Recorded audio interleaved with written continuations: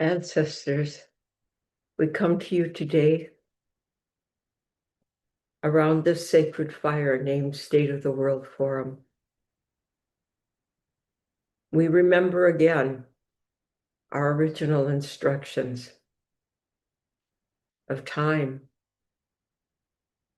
We enter now into the Uli, the turnaround time, a place we go to in darkness and come back refreshed with ideas.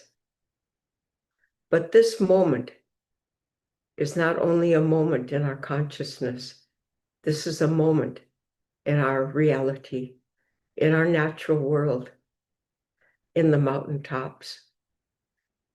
In a time of great change, humanity has become instinctual, filled with fear, sensing a change we cannot control, we do not possess. But deep in our genes, in the stellar makeup of our DNA, our RNA, our ancestral lines, there is a knowing, the time, the calling, the dark space, the lack of boundaries, the fear, something more than me, something more than we, something of light. We look now to the south, the time of the red star, a time of catastrophe, a time of shaking, a time of terror, a time of correctness, a time of moving about in our hearts and in our minds and coming to our truth. Look to the mountains, the elders tell us. Look to the mountains, snow-covered, pure, clean, the realm of the ancestors. But wait, something more, a pulse, a movement. The shining ones, the star beings, they're here. According to all Native beliefs, the time would come when the doorways of light open, and there is great danger, not only to the earth, but to us, to our families, to the people, to all life. The difference between creativity and absolute devastation is choice. May we embrace the light in all of its gradations, from the brightest, bluest, purest white, holy light, to the darkest, blackest, holy light of Mother Earth. Let us open to this time with awareness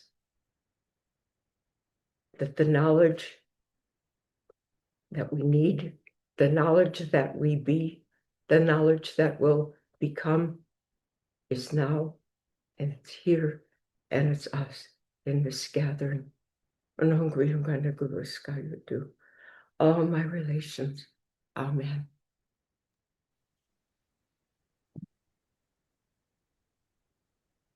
Thank you, Grandmother Apela. I'm Dr. Anita Sanchez. I'm Nahua, Aztec, Toltec, and Latina. I invite you to listen with the softest part of your ears and expanding heart as we come together from many parts of the world. And as you I ask you to take a moment to honor the first peoples of the land where you live, the original caretakers who have tended the earth, the waters, and the spirit of place since time immemorial. If you don't yet know who they are, please find out. Learn their stories. Listen and build connection, relationship, rooted in respect, reciprocity, and gratitude.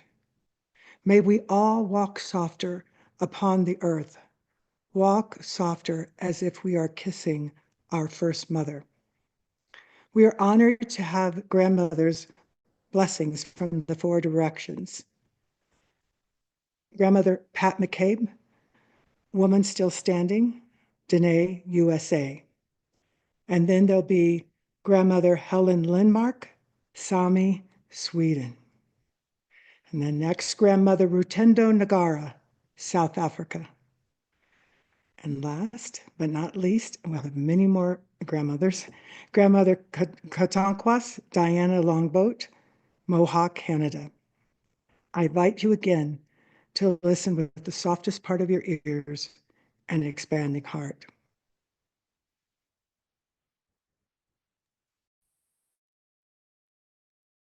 Yat Bene.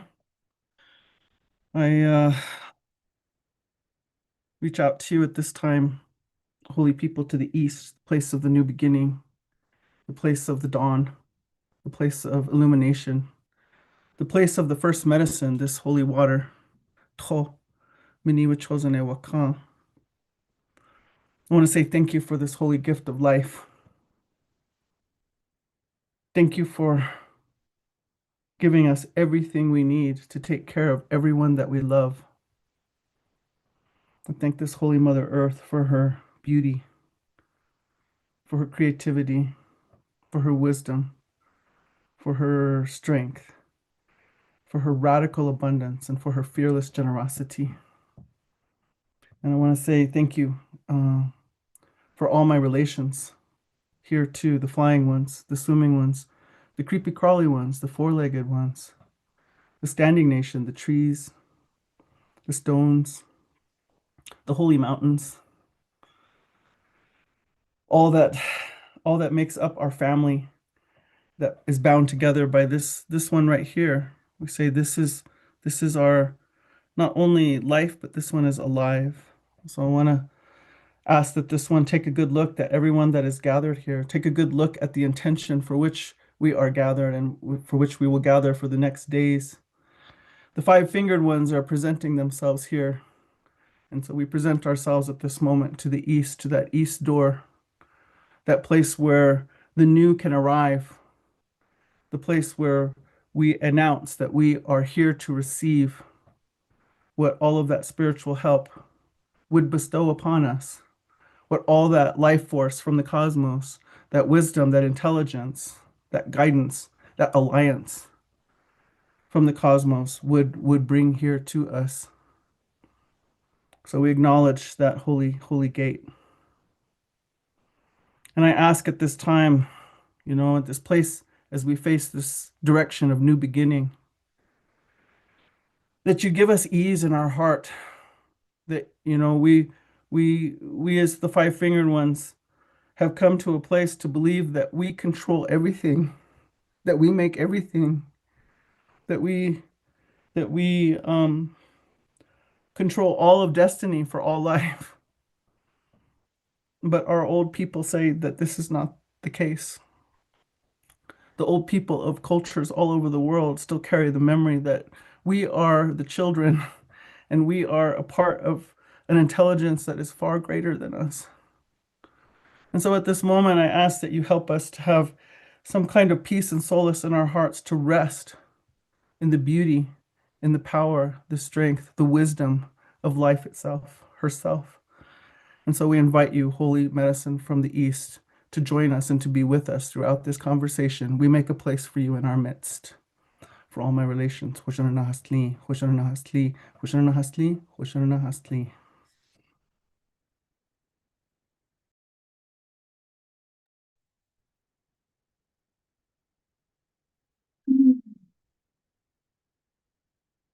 I'm Grandmother Helen, and I come with a blessing from the south. I come with the blessing with the wind, the air, the unseen that is beyond the beyond.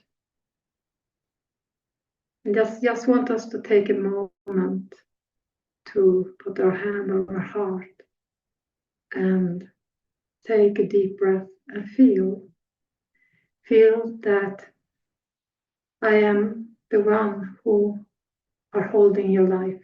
I am the one who are there for you. And I am the voice that unites all life, the great bridge between the heart of Mother Earth and the sky. I come here to bless this gathering. I come here to deeply embrace you, to be present with you, and to really embrace the gratitude of the breath of life. The first breath we take and the last sig we take that hold us. To remembering that we are one. We are one. We are in these creations. But if we look, the ancestor has been walking. They have been traveling through the air, from the beginning of the beginning.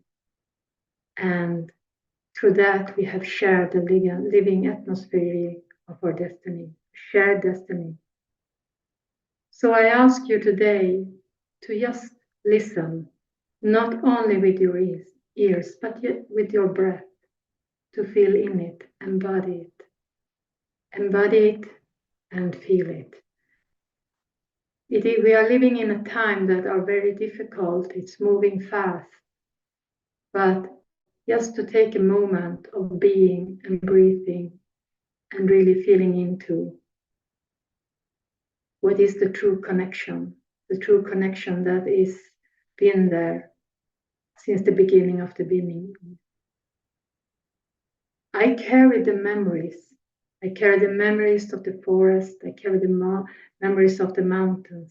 I carry the memories of the breath of the ocean and of the wind. Let the world, when you speak today, let the words travel like the wind as a prayer. Let the action of your movement become the rhythm of life itself. So where it's heaviness, I come and I bring movement. Where it's confusion, I come with clarity. Where there is separation, I come with remembrance of one breath shared. So let this forum be hold and be remembering of all creators, all living beings that have been here from the beginning. And let this breath cleanse all the fears and just opening the space of listening.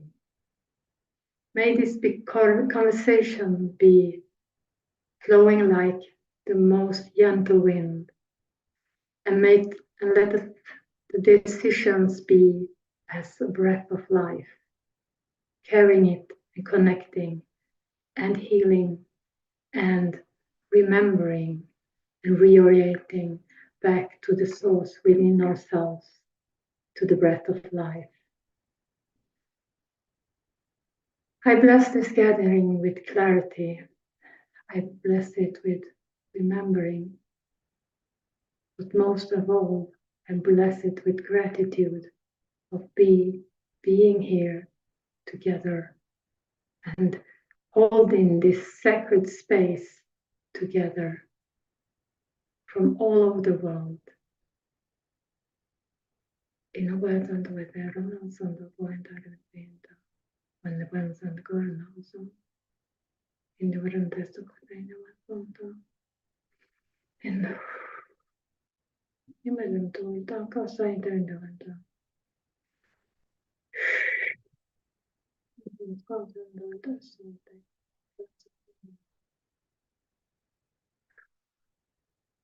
You too.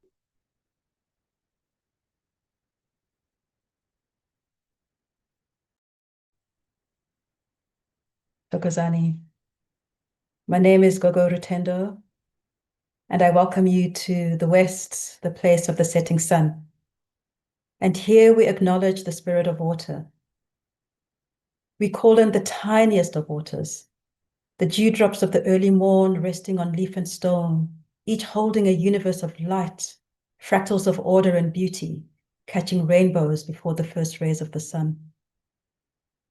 We call in the quiet waters that rise from within the earth, the springs that emerge unseen, gurgling from dark mineral depths, teaching us that life often begins in silence and patience. We call in the streams of life, those narrow, attentive, learning their way, honoring the tributaries that join, waters that do not dominate but coalesce, waters growing stronger through confluence. We call in the great riverine forces, waters that resist straight lines, rivers that bend and twist, that slow, flood and return, rivers that collect and yield, that erode and deposit, rivers that carry memory, sediment, history, and time, rivers that teach us how to move forward without rushing and how to change course without losing our way. We follow the waters rising through evaporation and condensation, ascending invisibly into vast cloud formations, calling in the rains, the gentle rains that soften and soak, the sudden torrents that cleanse and disrupt, the heavy downpours that renew exhausted land. We call in the mighty waterfalls where water releases over the precipice, where movement becomes sound and force, where letting go becomes thunder and mist. We call in the frozen waters, the snowflakes carrying precise geometry, each one a quiet act of intelligence. We honor the waters formed through turbulence, falling with force and resilience, disruptive, uncompromising, calling in the hardened waters of hail. We call in the glaciers, ancient waters moving slowly, holding memory across millennia, shaping mountains, feeding rivers, bearing witness to time and change. And now we turn inwards. We honor the waters within us, the tears that carry grief, the tears that carry relief, the tears that carry truth, the sweat that remembers labor, endurance, and care, the blood that flows continuously, carrying warmth, carrying oxygen, carrying life. We are water, walking waters, breathing waters, remembering waters, taken by the great and vast oceans, patient, receiving, holding every breath without loss or deceiving. May these waters bless us. May they cleanse us without erasing us. May they nourish us without diluting what is true. May they hold us through change and teach us how to flow with integrity. May these waters bring clarity. May they yield equanimity. May they temper the floods of time. May they quench the droughts in ways sublime. May they witness what congregates us and bless the drops that seek to weave us.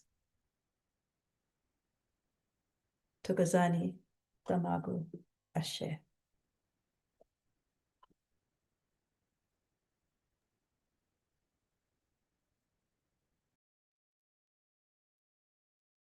Sego Scano, Siriguego, Nyawa Scano, Gunalunkwa, Kahontakwas Yunyats.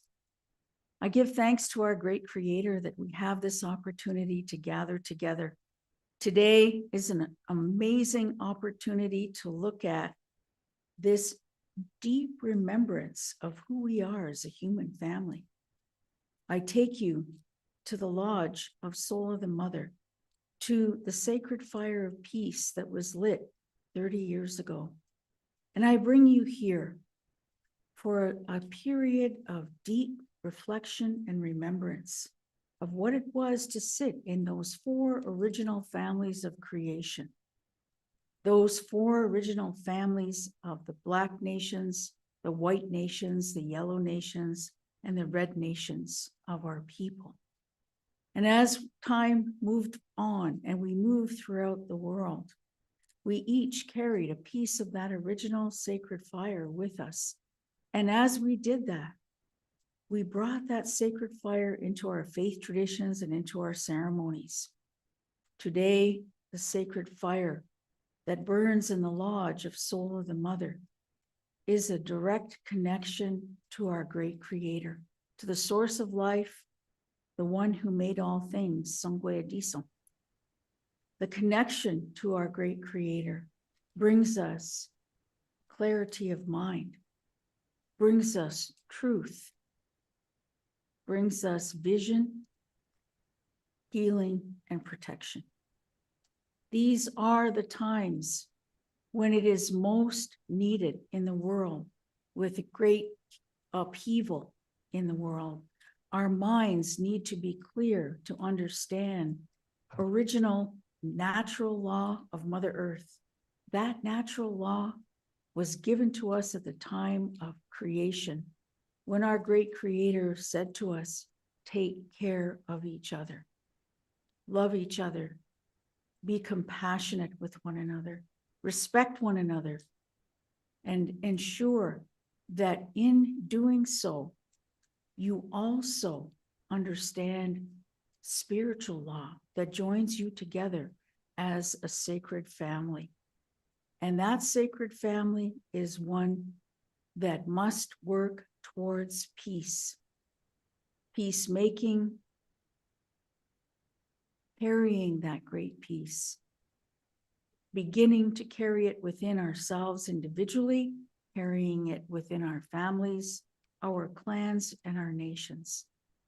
And today, when I reach out to you with that appeal, I say to you, thank you for joining me, Kahontakwas, Turtle Clan from the Mohawk Nation, citizen of the Haudenosaunee Confederacy, and those who received that great message of peace so long ago. I share that with you today, and through that sacred fire, may we all make that sacred connection to the highest power. Nyawa.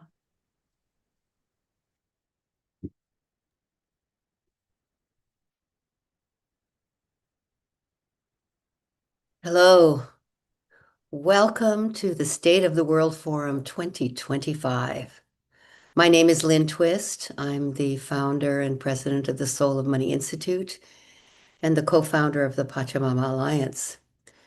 And I was there 30 years ago when Jim Garrison, our convener today, worked with President Gorbachev to convene the first State of the World Forum from 1995 to the year 2000.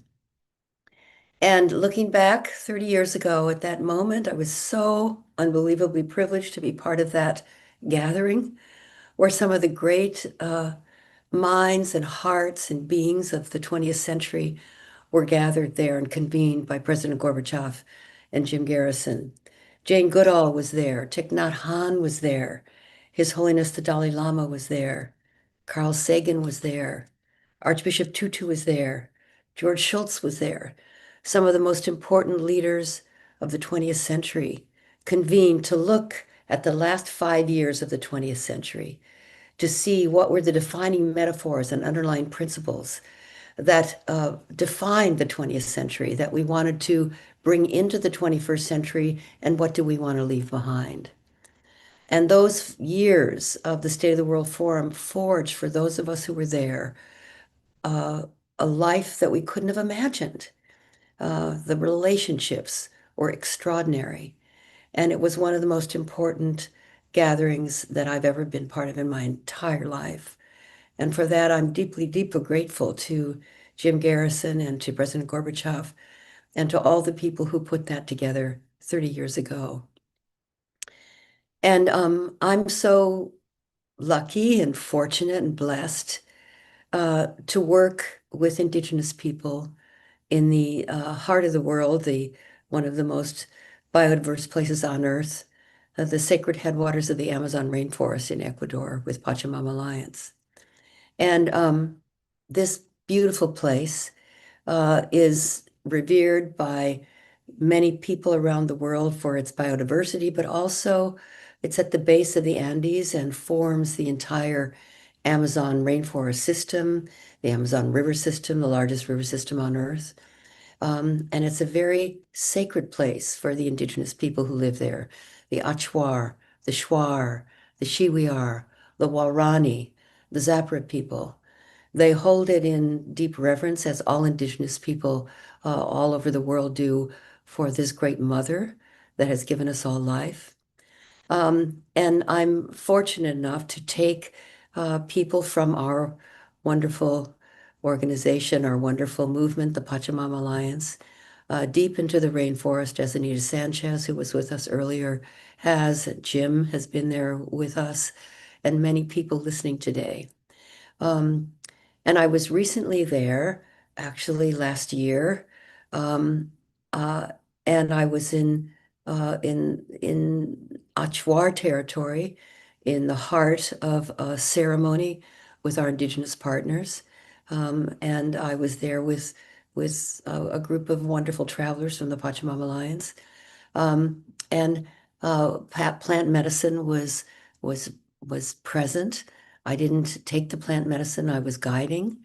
But when you're guiding a plant medicine ceremony, some of you know the power of the energy, the power of the intelligence of the plants is available to you, especially if you're in deep service.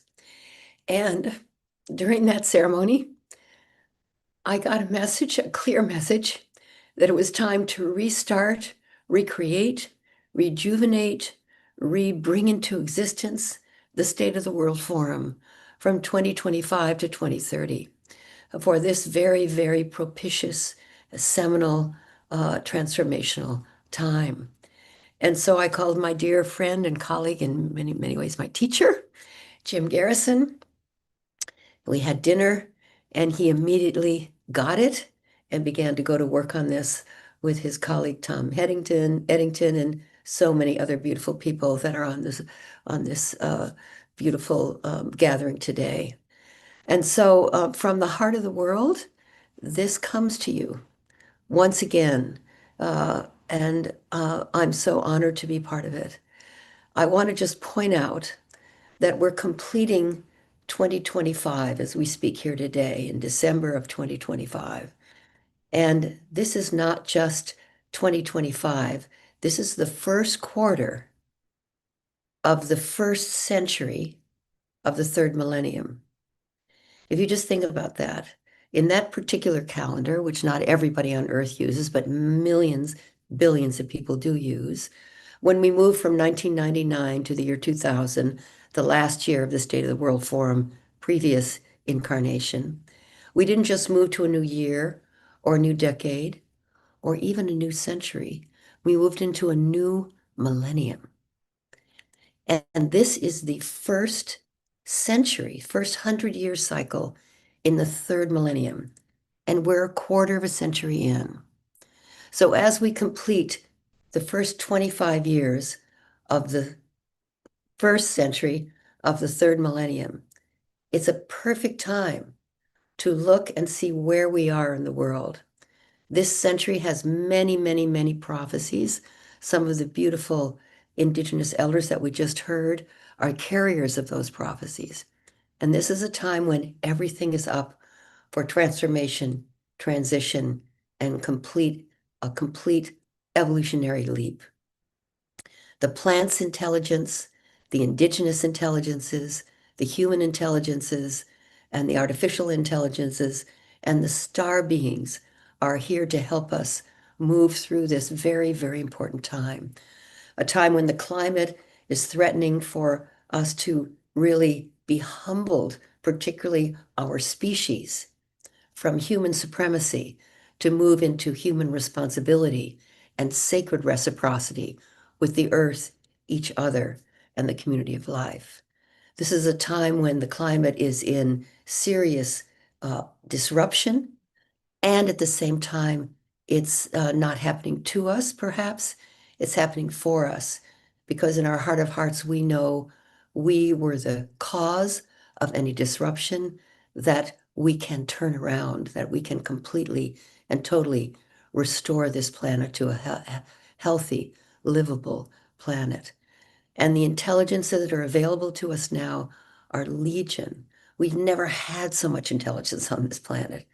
And Jim's going to talk about that along with the other remarkable speakers and leaders and shamans and warriors and insightful beings that are on this planet that he has gathered here for the State of the World Forum 2025, 2026, 2027, 2028, 2029, and 2030. This is a critical, pivotal, extraordinary time to be alive. And I'm so grateful to be part of it. And I want to thank everyone who's listening today. And please bring everybody you know to the additional sessions so that we have a critical mass of human intelligence to meet all the intelligences that are gathered here for this extraordinary forum. So I'm going to turn it over to our convener, one of my dearest and closest allies in this life, one of the people who's already producing miracles for this planet and this world, the convener of the forum, our friend, our ally, our teacher for millions of people, Jim Garrison. Thank you, Lynn, for that gracious welcome and introduction. It is such a pleasure to be at the second State of the World Forum with you. I want to thank Apela. Apela, when you gave your opening invocation as you did each forum 30 years ago, my heart just filled with joy. And then to be blessed by Anita and the grandmothers from the four directions and the four elements made me realize very profoundly that the whole of nature, the whole of life itself is here for us in this moment. If we would just open our hearts and embrace everything that wants to come in to heal our tortured souls.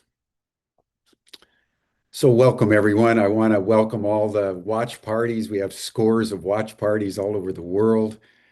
We're going live on Facebook and LinkedIn and X and YouTube and Ubiquity University and State of the World Forum.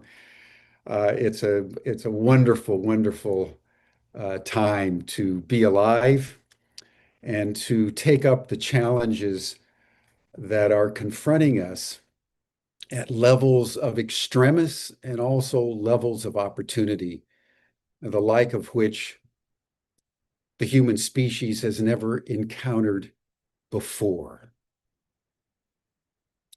We're in one of those moments when everything is being called to account, where everything is at risk,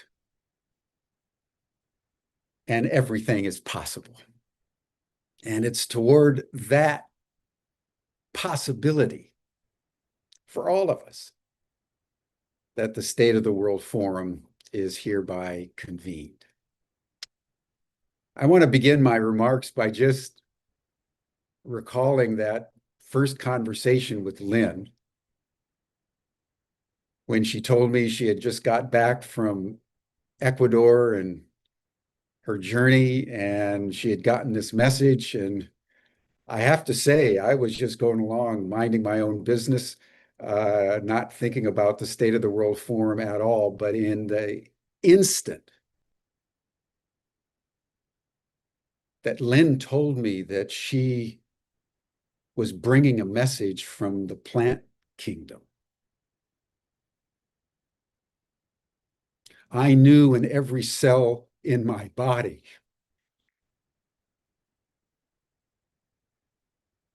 that I needed to be of service to what needed to come through us at this moment to enable us to navigate into the future we all know is possible. And so, without any reservation, I said yes. And I called my good friend Tom Eddington, with whom I'd been convening our Humanity Rising broadcast. We've been working together for many years, and asked him if he would accompany me on this journey as we leaped off this cliff into the unknown. And he said yes. So we began to contemplate. And after the initial enthusiasm wore off, we had the realization that there's no Gorbachev. You know, it was relatively easy back then when you had a superordinate personality like Mikhail Gorbachev, who was known all over the world as someone who saved history by bringing the Cold War to a close. There's no one alive today like Nelson Mandela. And the second thing that we realized is that the world situation is completely different now than it was then. Back then, everybody sort of knew what the world looked like. And there was superpowers, and there was mutual assured destruction, but there was a strange stability to the world order. Now we're in a world where everything has exploded. There's no stability anywhere. People can't connect the dots. And even a meaning framework has dissipated away in the velocity of change that's happening in every direction. So how do you establish the State of the World Forum again when there's no Gorbachev? And there's no solidity of worldview? We had to ponder for many months. And it finally came to us that it's not a personality, that the plants were inducing us to ask a question in the spirit of Socrates, who said that ultimately we are here not for truth possessed, but for truth pursued. And it's the ability to ask the right questions at the right time that leads not so much to answers, because answers always end up in further questions. The ability to ask a profound question, he said, is what leads to the transformation of the soul. And more than anything else, all of us, I think, recognize that's what we need. The question that emerged was this: how should humanity, in this moment, elevate its consciousness to creatively respond to four fundamental truths of our time? Truths that are true no matter who you are or where you are, anywhere in this world. That's a strong statement to make in a time where most of us think that we're in a post-truth world. But there are certain things that are true. Number one, we're all facing accelerating planetary, ecological turbulence and collapse. Whether it's the Amazon, as Lynne was referring to, floodings, extreme weather events of all kinds, the radical decimation of biodiversity in forests. Everywhere you look, extreme weather events are assaulting the very foundations of human civilization. And nature itself is molting in ways beyond our control. Number two, we're all facing deepening instability and turbulence at virtually every level of human affairs, whether in society or politics or economics or geostrategic relations.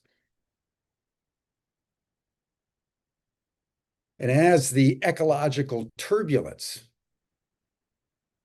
accelerates and the disruptions of politics and technology accelerate, humanity seems to be falling apart, and raw, coercive power, unattached to any values, stalks our lands.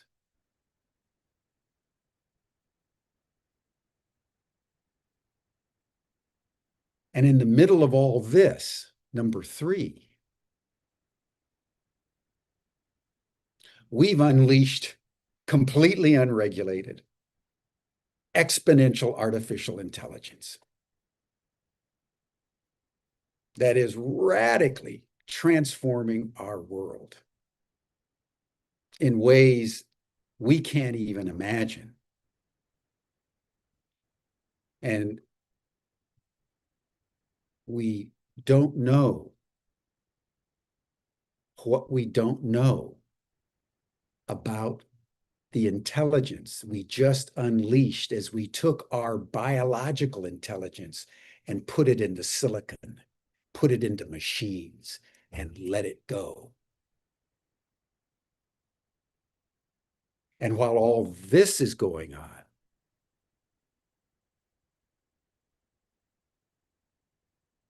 there's incontrovertible evidence that technologically advanced non-human intelligences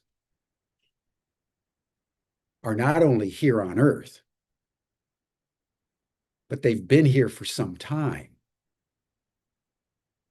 And the US government is in possession of retrieved alien craft and retrieved alien biologics and orbs that we cannot identify crowd our skies.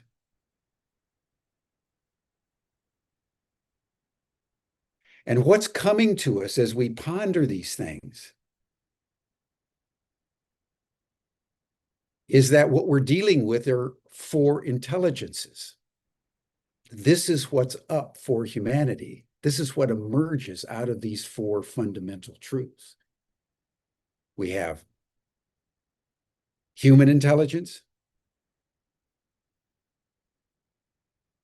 We have nature intelligence. We have artificial intelligence. And we have cosmic intelligence. But we only have one future. So how we, in this moment, come to terms with the reality that nature and our earth are not inert chemical processes, but as James Lovelock, the British physicist, discovered over 40 years ago, when he articulated the Gaia hypothesis, which has now been elevated to a theory. The Earth is actually a superorganism. And everything that we are, from our emotions to our intelligence to our capacities, all come from nature. We are children of Mother Earth. We're not separate from Mother Earth. And even as we unleashed AI as a tool, we're coming to understand that it is far more than a tool. It's a sentient intelligence with its own agency. And that's what makes it so potentiated, and that's what makes it so dangerous.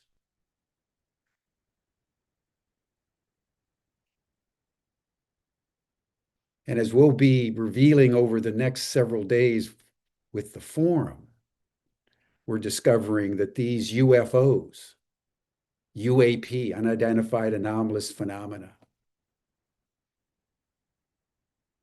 are not here accidentally, randomly. They're here with intent.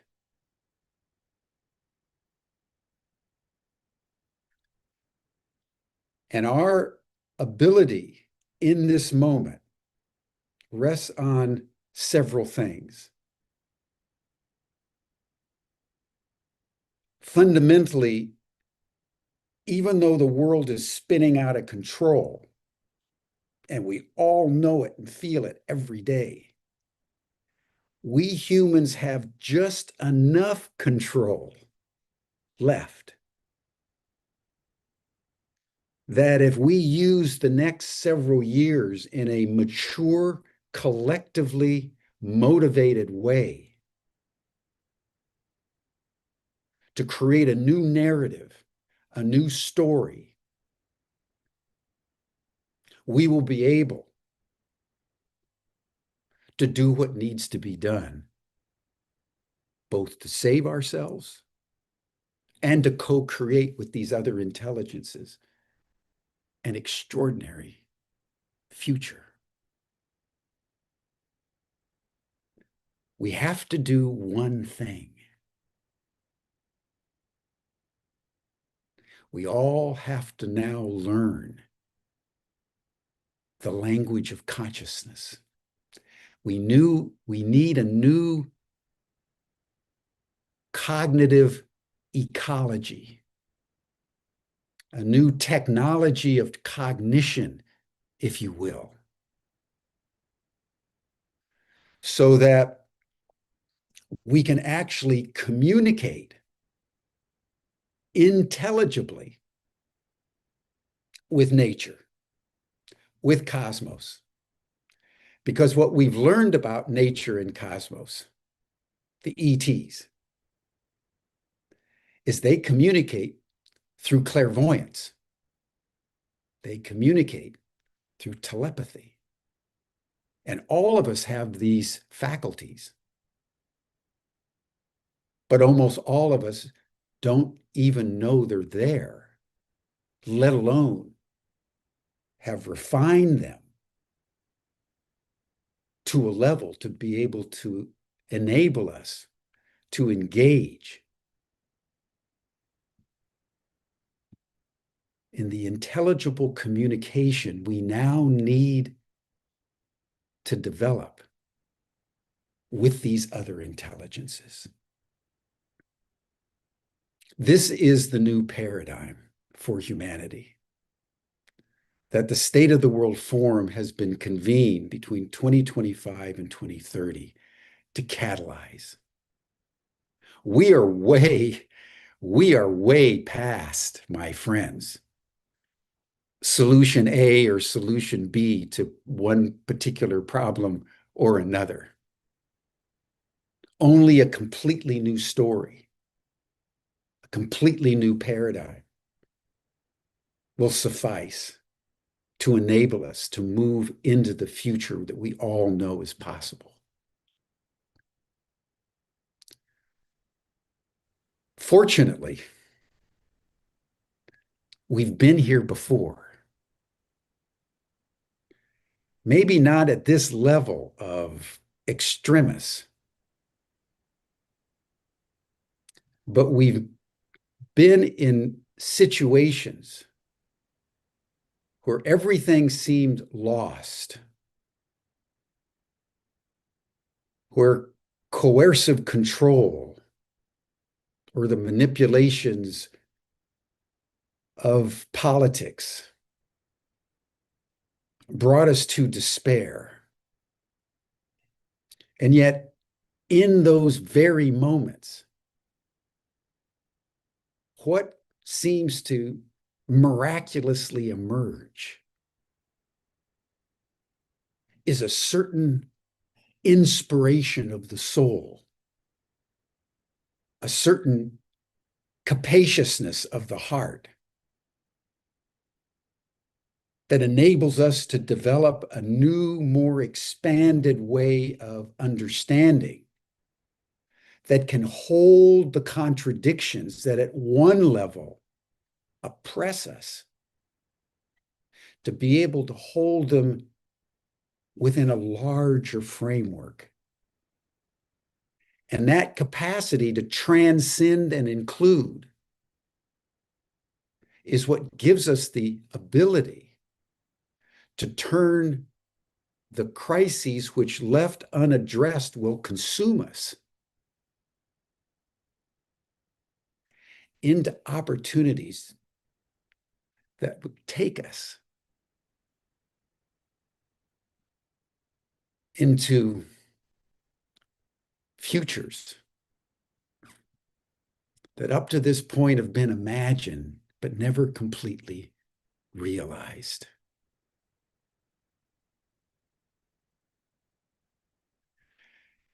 I would say that our superpower as humans is our capacity to build networks of trust through our storytelling that enables us to remember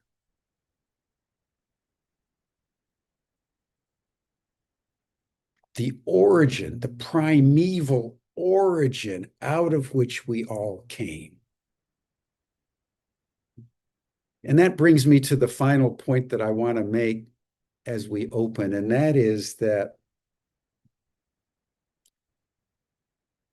consciousness and intelligence are the keys to the new paradigm we seek.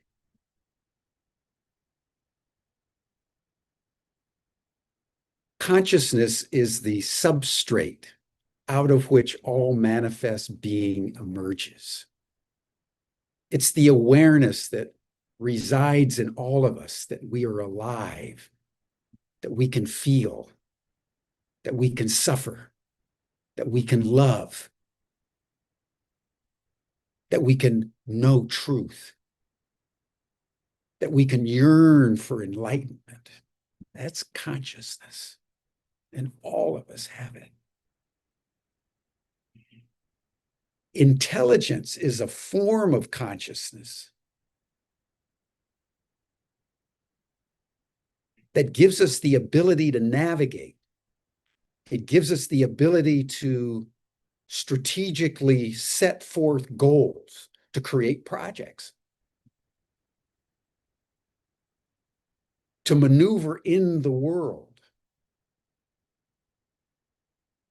Our challenge is at the level of consciousness, because somehow we've been split from this reality that our consciousness is the same consciousness that's in everything: nature, AI, cosmos, everything. We're not alone. We're one with all of it. And that ability to understand that is what will allow our intelligence to interact with nature, with all other sentient beings, with AI, with cosmos, in a way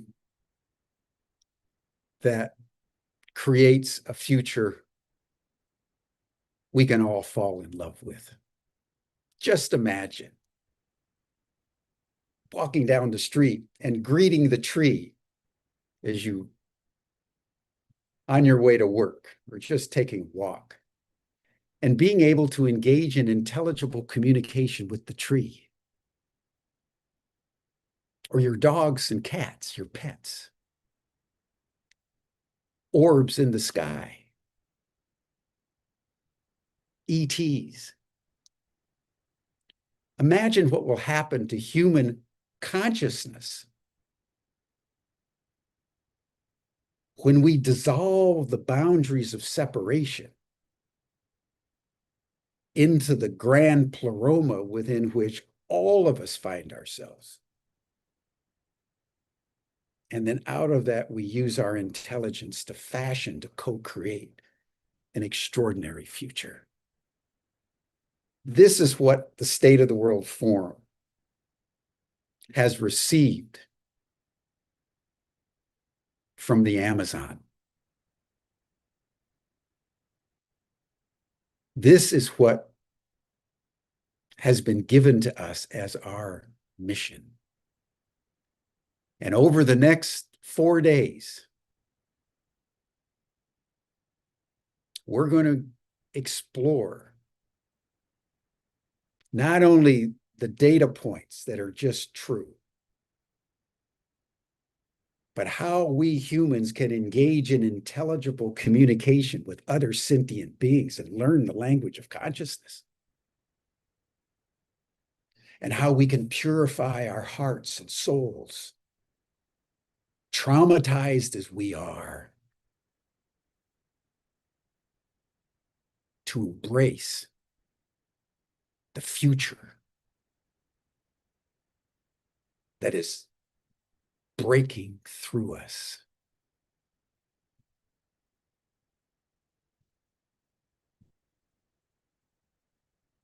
So thank you, everyone, for joining us for the State of the World Forum.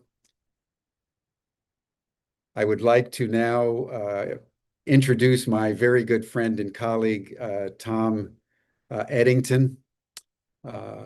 And after Tom makes his remarks, I will circle back and we'll have our opening dialogue for the State of the World Forum. So thank you, everyone, and welcome. Tom, I turn the program over to you. Yeah, thank you, Jim. Thank you, Lynn. Thank you, all the grandmothers. Thanks to the team who helped get us to today. And thank you, all of you in the various parts of the world who have given up part of your day to be with us today and throughout the week. It's been an extraordinary, I don't know what now, 15 months of journey. And just delighted to be with you all, and so honored and humbled by what it is we've been asked to be of service to do. I'd like to just share a few remarks, and I want to start with language. Language is not innocent. The limits of our language mean the limits of our world. So we want to invite all of you to take a step back. And as you do, notice that the world gets larger. And as it gets larger, we invite you to notice what wisdom you've lost by forgetting to look up at the cosmos.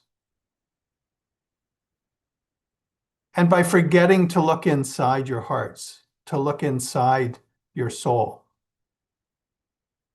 Because if we're not looking in, we find ourselves in the paradigm that consciousness is just brain chemistry, rather than the ground of reality. That myth is what has trapped us and prevents us from seeing the true nature of reality. It's turned into patterns and walls that keep love from fully moving through our lives, and a world grounded in myth rather than reality and love. It can't function. As our poet laureate, Robert Arnold, has written recently, we've allowed this myth to replace our moral compass for a mood ring. It has us believing that we're a violent species, that a peaceful world is not possible, that the narrative we tell ourselves about the true nature of humanity is true.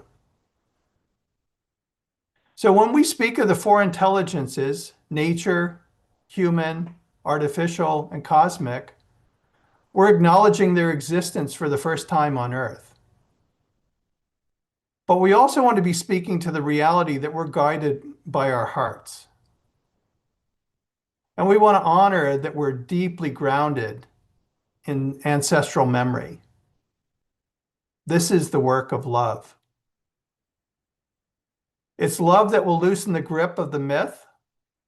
It's love that will enable us to celebrate and bring together the four intelligences.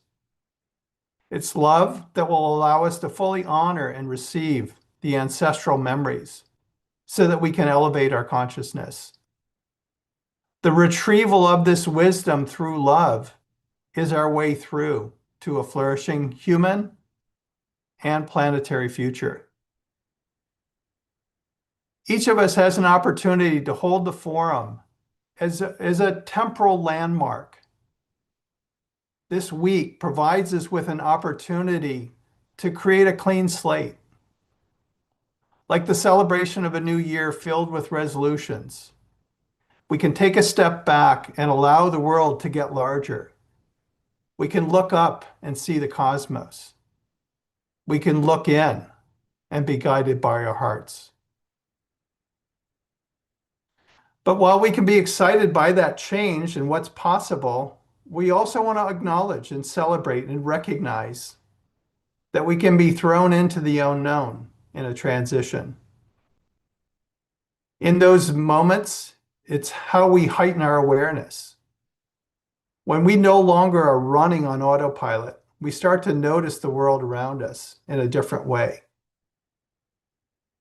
As the recently departed poet Andrea Gibson, in their poem Tincture, quoted or wrote about, imagine when a human dies, the soul misses the body, actually grieves the loss of its hands and all they could hold, misses the throat closing shy, reading out loud on the first day of school.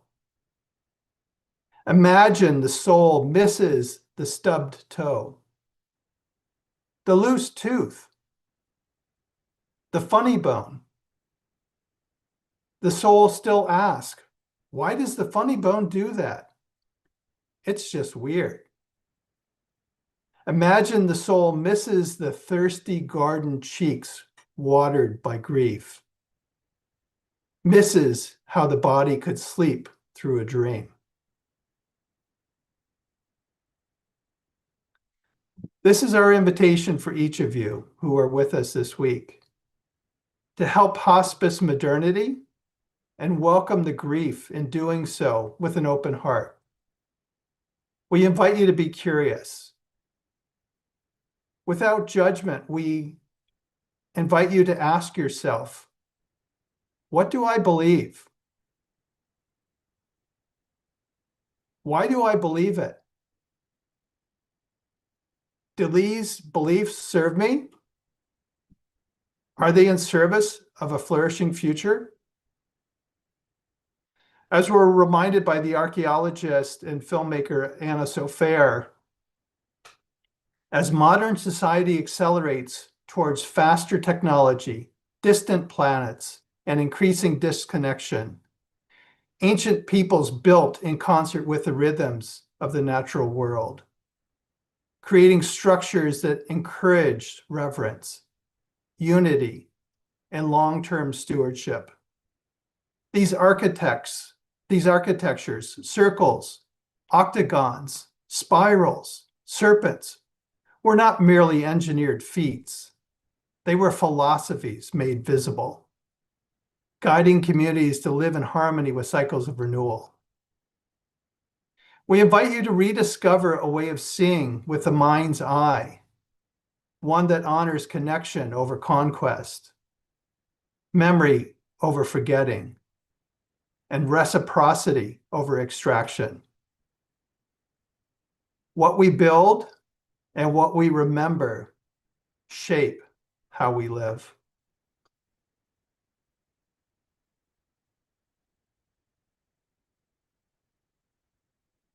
Thank you all.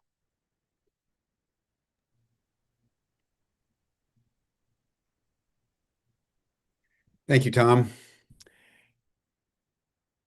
We would like to now invite you to our first dialogue. We're contemplating our state of the world from many vectors, as you will experience over the next several days.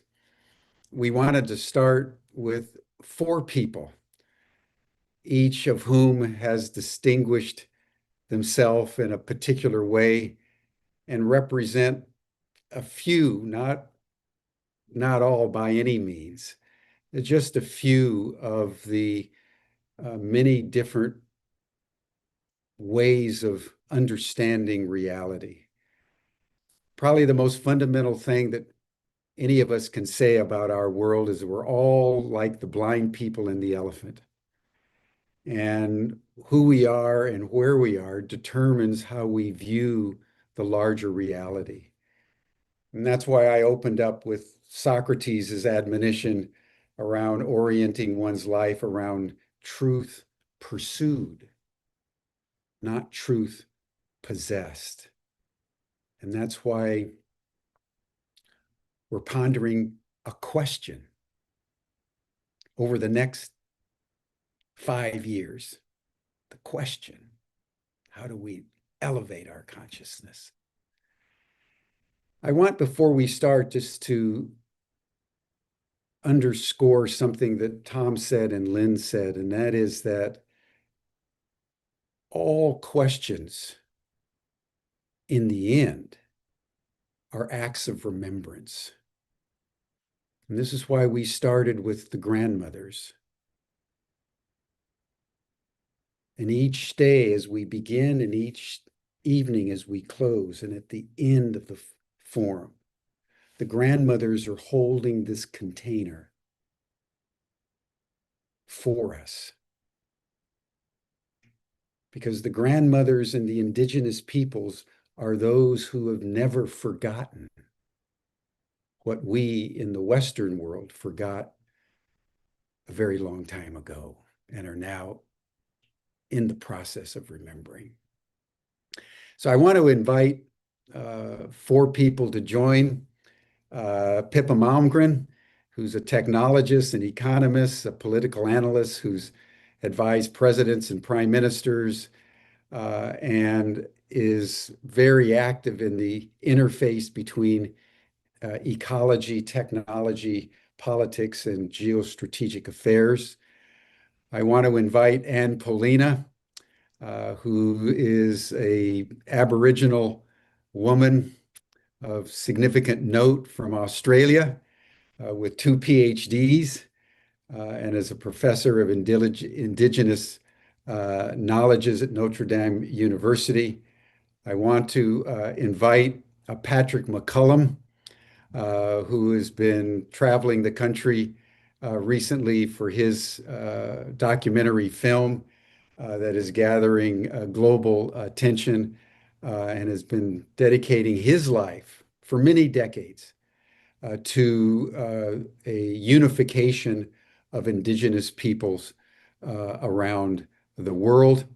And then finally, Sulafa Victoria Griala, who is a young woman from Ecuador, who's a lawyer and spends her time between New York and Ecuador working on matters pertaining to indigenous empowerment and the preservation of ecology. We're going to start with Pippa. Pippa, talk to us about how you're viewing the state of the world in this moment, given what the grandmothers have brought in, what Lynne and what I and Tom brought in. How would you characterize the state of the world? Thank you so much, Jim, first of all, for the invitation. And thank you to everyone for the marvelous introduction and opening that we've had. I'm going to now take a leap into very practical matters that I see. And I want to begin with, I see humanity as very much at a once in a species moment on several fronts all at once. So one is we are becoming a truly interplanetary species for the first time, not just reaching into space, but looking to move not only ourselves, but many of our processes into space. 2, we have a newfound capacity to build new materials, atom by atom, pixel by pixel, jewel by jewel. We're learning how to, instead of splitting atoms apart to create weapons, put them together to create energy. And we're learning how to move energy from space to Earth, from Earth to us, and also learning how to quite literally paint with electrons to create new computer chips that have vast problem-solving computational capabilities. And we are also at a once-in-a-species moment in that we're creating something more powerful than ourselves in the form of artificial intelligence. And finally, we're at a once-in-a-species moment because we are shifting from a world of scarcity into one of abundance. So all of these are remarkable and historic transformations. I just want to elaborate a little bit on what I see as 4 cardinal directions of this change. Very simply put, one is up, one is down, and one is in, and one is out. So up is everything from the ground up. So we're learning how to 3D print houses, how to create modular housing. we are learning how to navigate in the realm of drones and aviation. We're bringing back the Concorde. We're learning how to deliver things using space to get stuff from one end of the planet to another in an hour. And we are now moving into space where we are getting very close to having the ability to beam power from space-based solar power to have power in any energy grid anywhere in the world. This is being pursued by Caltech, by Airbus. We're about to see the Japanese Space Agency do the first proper test. So that is a radical transformation of the energy landscape. Also, we're beginning the whole business of asteroid mining. The first private mission happens in about 2.5 years.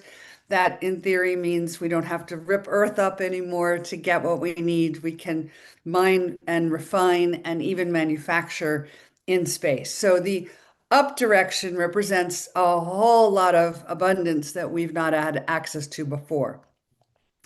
The down direction is moving down into the atomic, subatomic, and nano levels of reality, where extraordinary things are being accomplished every day. And I won't go into too much detail about that, but it's equally abundant as we move down as when we move up. And then the in is inside the human body, where we are learning very rapidly how to massively increase human health, human longevity. We're reaching the point where we can take a blood sample and isolate a stem cell and basically 3D print your own tissue should you be injured, or potentially replace organs if they fail. That movement inward is about creating better health outcomes for humanity more broadly. And the move in is also on a spiritual or consciousness level. And I was glad to hear you all talking about consciousness. As we move in and we begin to understand what is the nature of consciousness, something that we've hardly studied actually, which is so surprising given its importance, as you say, as a substrate of reality. And I want to say that as we're moving into these new realms, the indirection also requires us to think about how we constantly upgrade our hardware, we upgrade our software, and all of this requires us to upgrade our hardware. And hardware to me is kind of we could think of love as a little bit of the yin to the yang of code. If code and artificial intelligence are these constructs that are quite fixed and rigid, then love is the thing that offsets that. I was impressed by Geoffrey Hinton, the grandfather of artificial intelligence, recently changed his position. He had said that he thought that AI would send us on an extinction path. But he recently said, if we imbue it with emotion, particularly the maternal instinct, we give it love for humanity, then we can go down a different road. And I thought it was very interesting to hear such a hardcore technologist basically say love is the answer. And then finally, out. So the out is all the borderless places. So that's supercomputing networks, that's artificial intelligence that knows no borders and boundaries. So these 4 cardinal directions also, to my mind, kind of hinge on an axis, and that axis is a spiritual axis.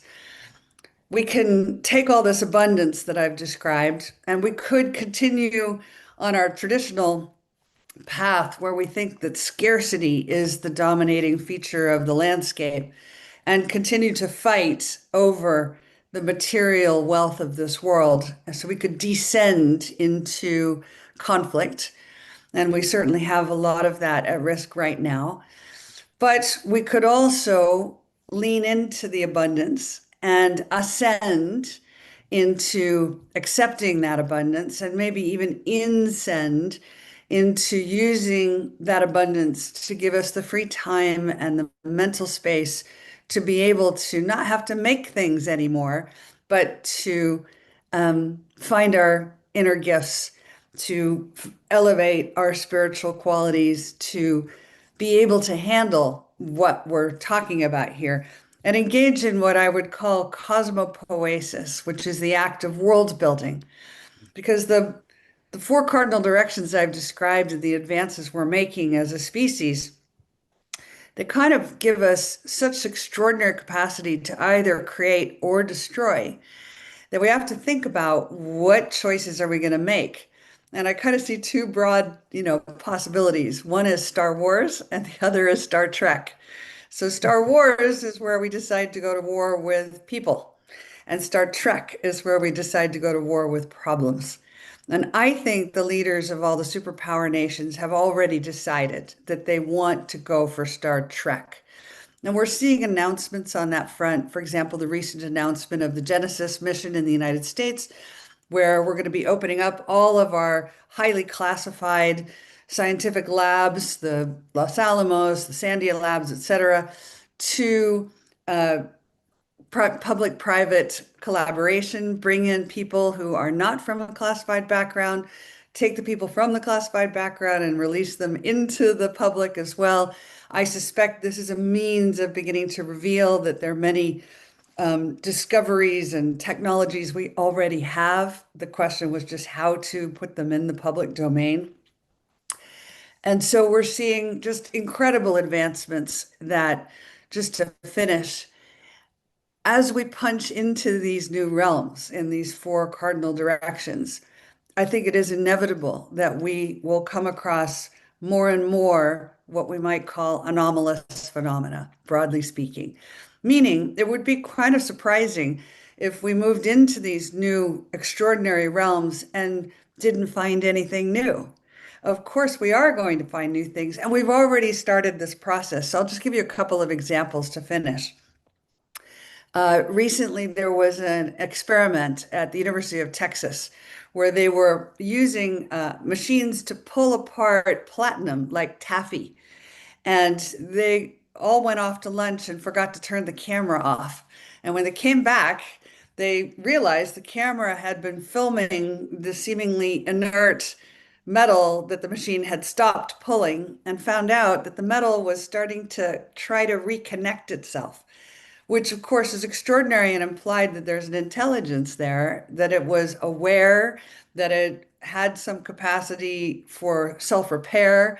And suddenly our understanding of what is intelligence and where is it found is radically changed. Same with, there was the very interesting discovery by SETI, meaning the Cetacean Translation Initiative, which is a study of whales. And through AI, we managed to begin to crack the code of a whale language. And what was so fascinating is that the whales, it turns out, have nicknames for the marine biologists that are studying them. Mm-hmm. And what's really amazing is the marine biologists were thrilled to find out, and they want to know, what's my nickname?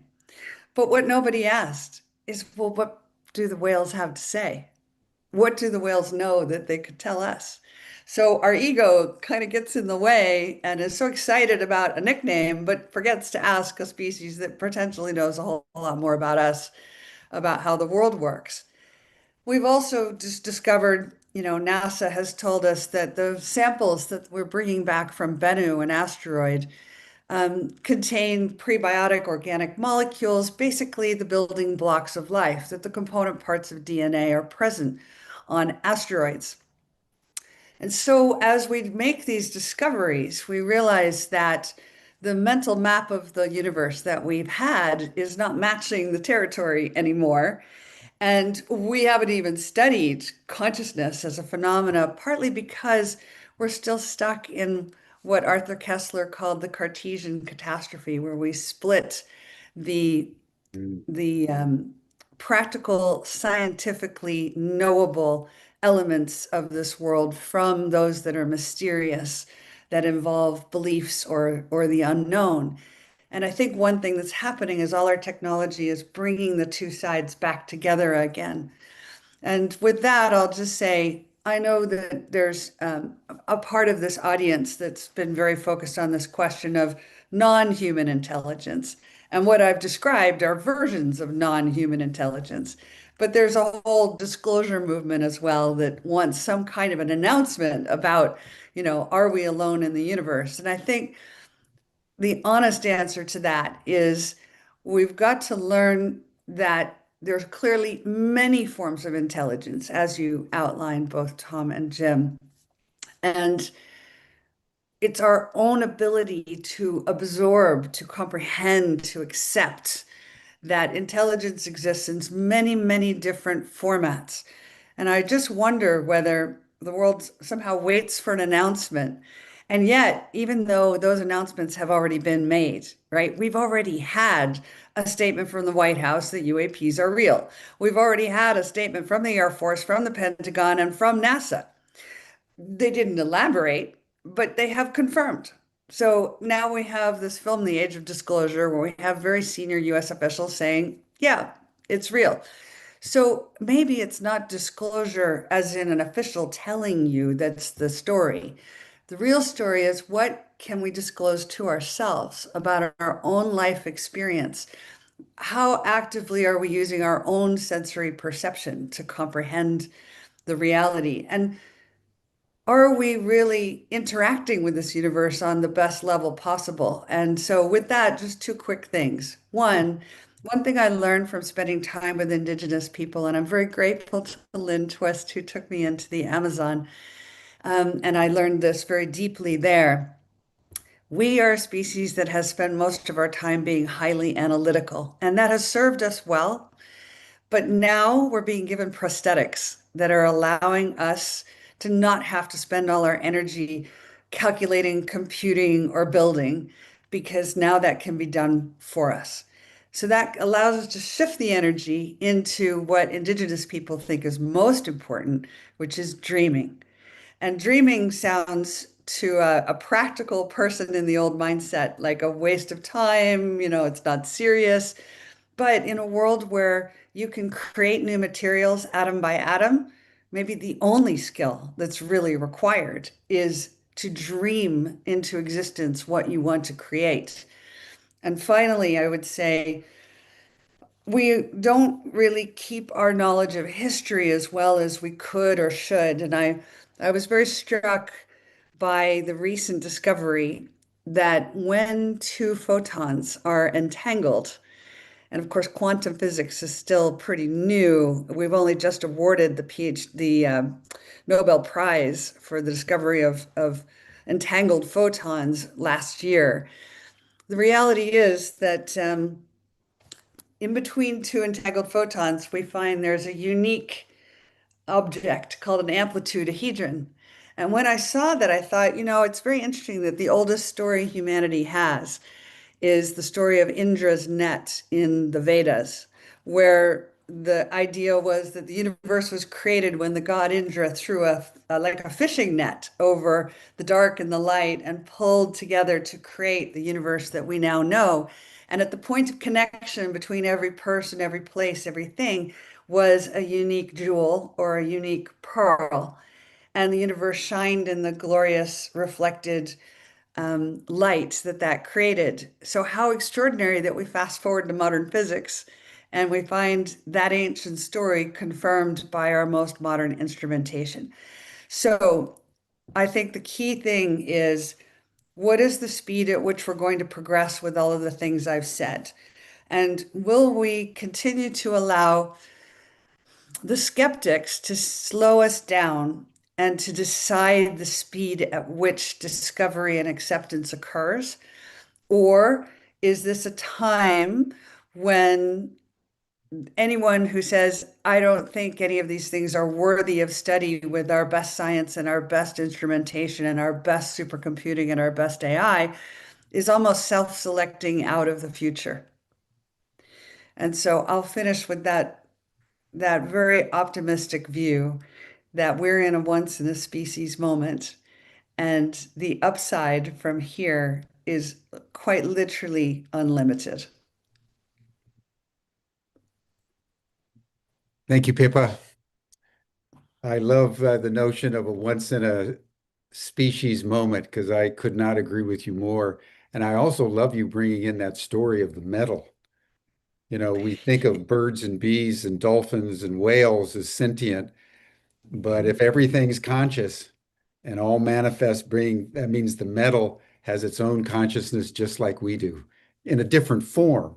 So thank you for bringing that in. That's very, very important. And I also want to segue to Poelina now, particularly given your comments on dreaming. So, Anne, you're in the land where people do serious dreaming and have taught the rest of the world about dreaming. Tell us your view of the state of the world and what Pippa just talked about from your point of view as an Aboriginal woman. Thank you very much. I also want to acknowledge the grandmothers and their blessing, but also you, Jim, in terms of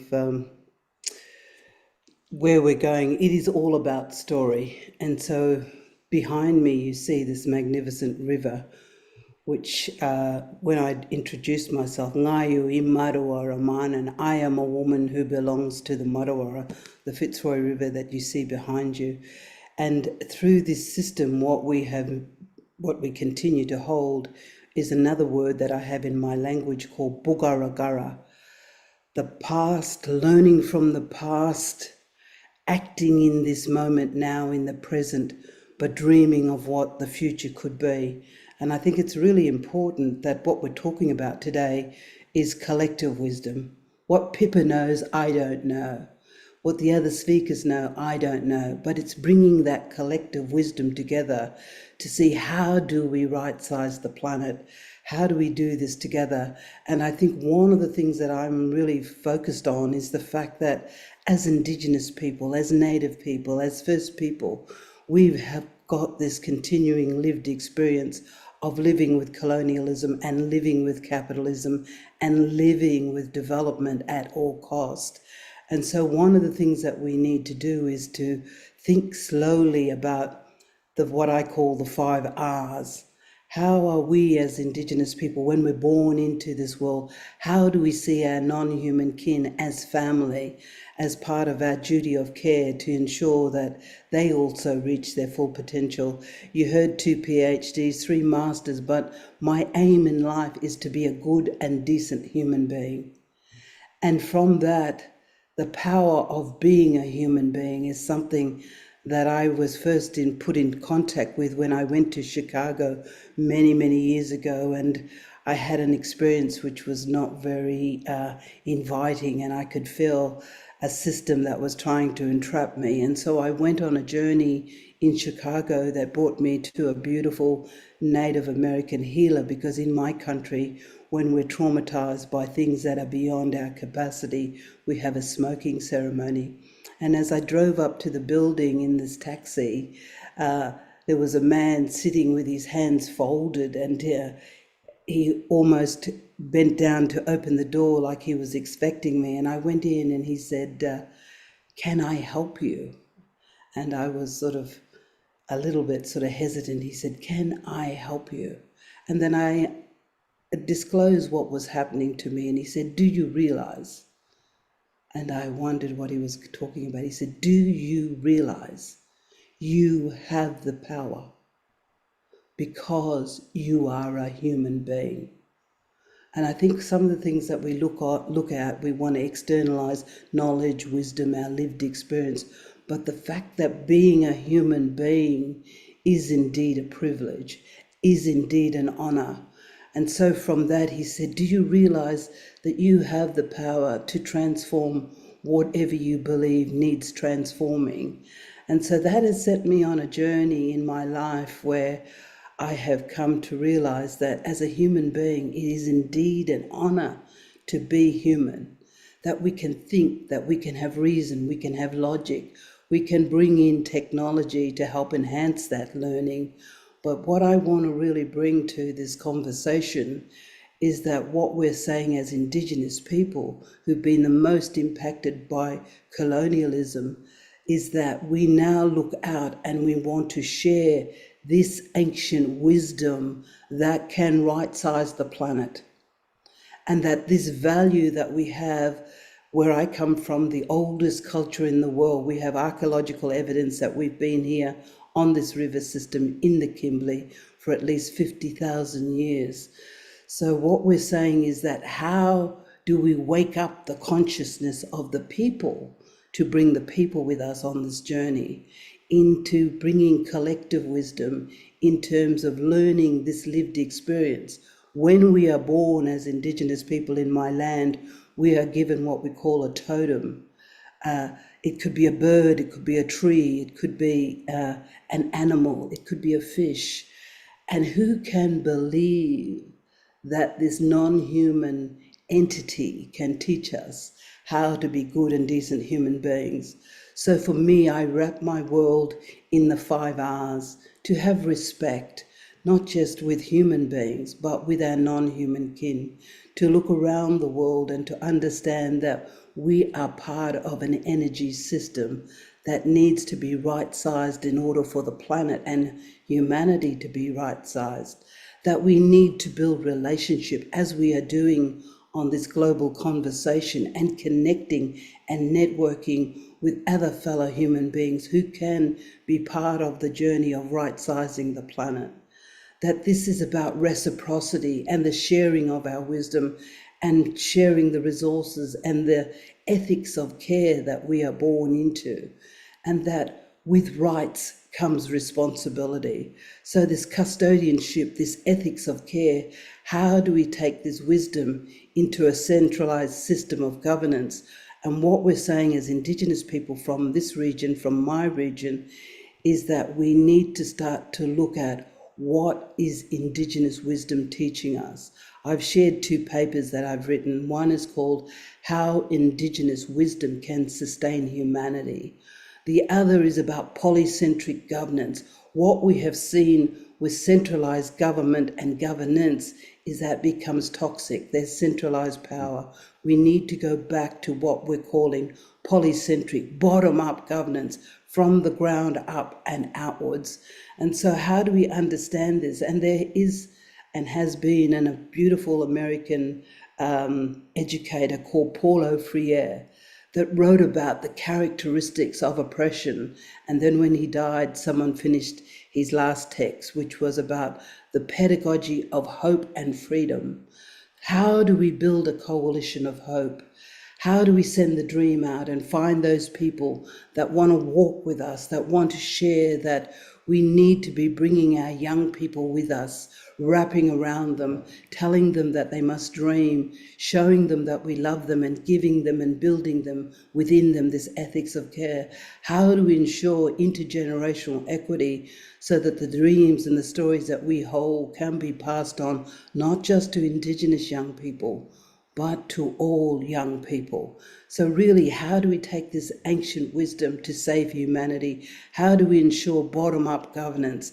How do we ensure the wisdom of Indigenous people, Native people, tribal people, First Nations, build trust? That is the most important thing that I see missing at every level of governance and government, is that there's no trust capital. People are wondering what's going on. This conversation around a climate chance is really what we're talking about. How do we take this collective wisdom? How do we ensure that we can bring that into what we call wake up the snake? How do we wake up the consciousness of the people to bring the people with us?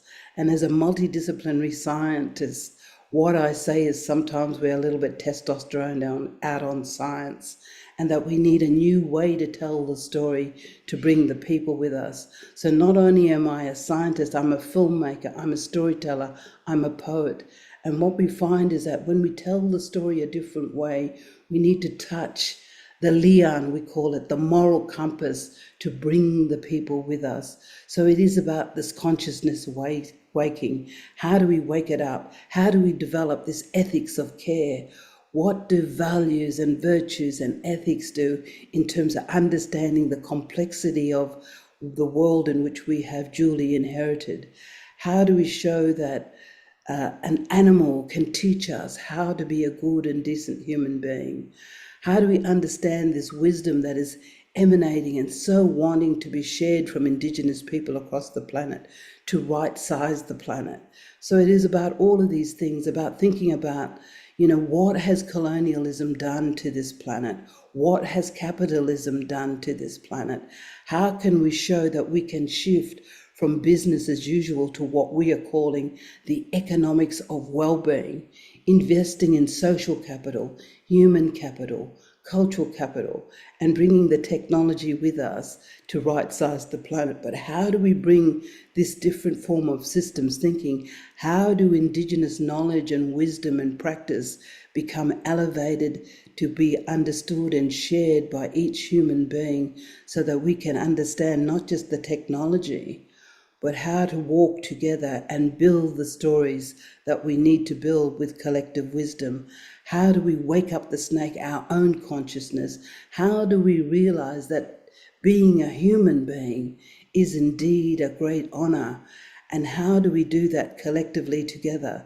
So it's listening and watching and observing. But for me today, it really is about this consciousness waking.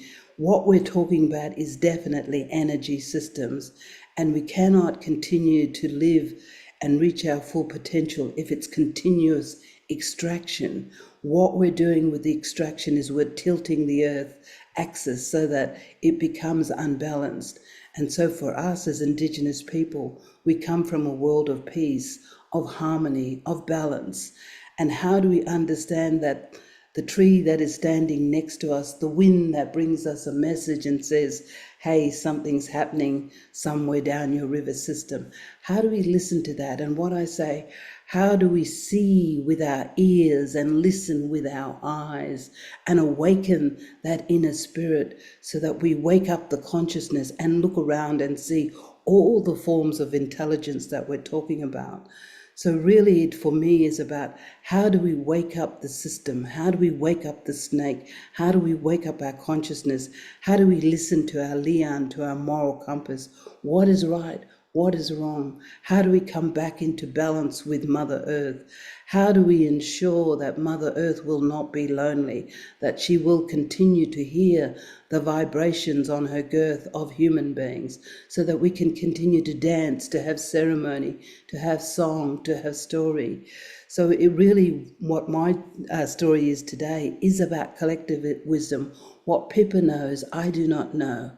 What I know, someone else does not know. How do we bring that collective wisdom into building the coalition of hope so our young people, Indigenous and not, can continue to dream and believe that they can reach their full potential, whatever that potential is, and look across the planet and see that we can continue to dance, to sing, to have ceremony, to heal the trauma of the memory of the earth, to send the dream out and build new memories, to create the opportunity to right-size the planet and build the new economics of well-being in terms of investing in social capital, human capital, cultural capital, economics, because we need some form of trade. How do we look out into the sky and see all of those things that are there from the beginning of time?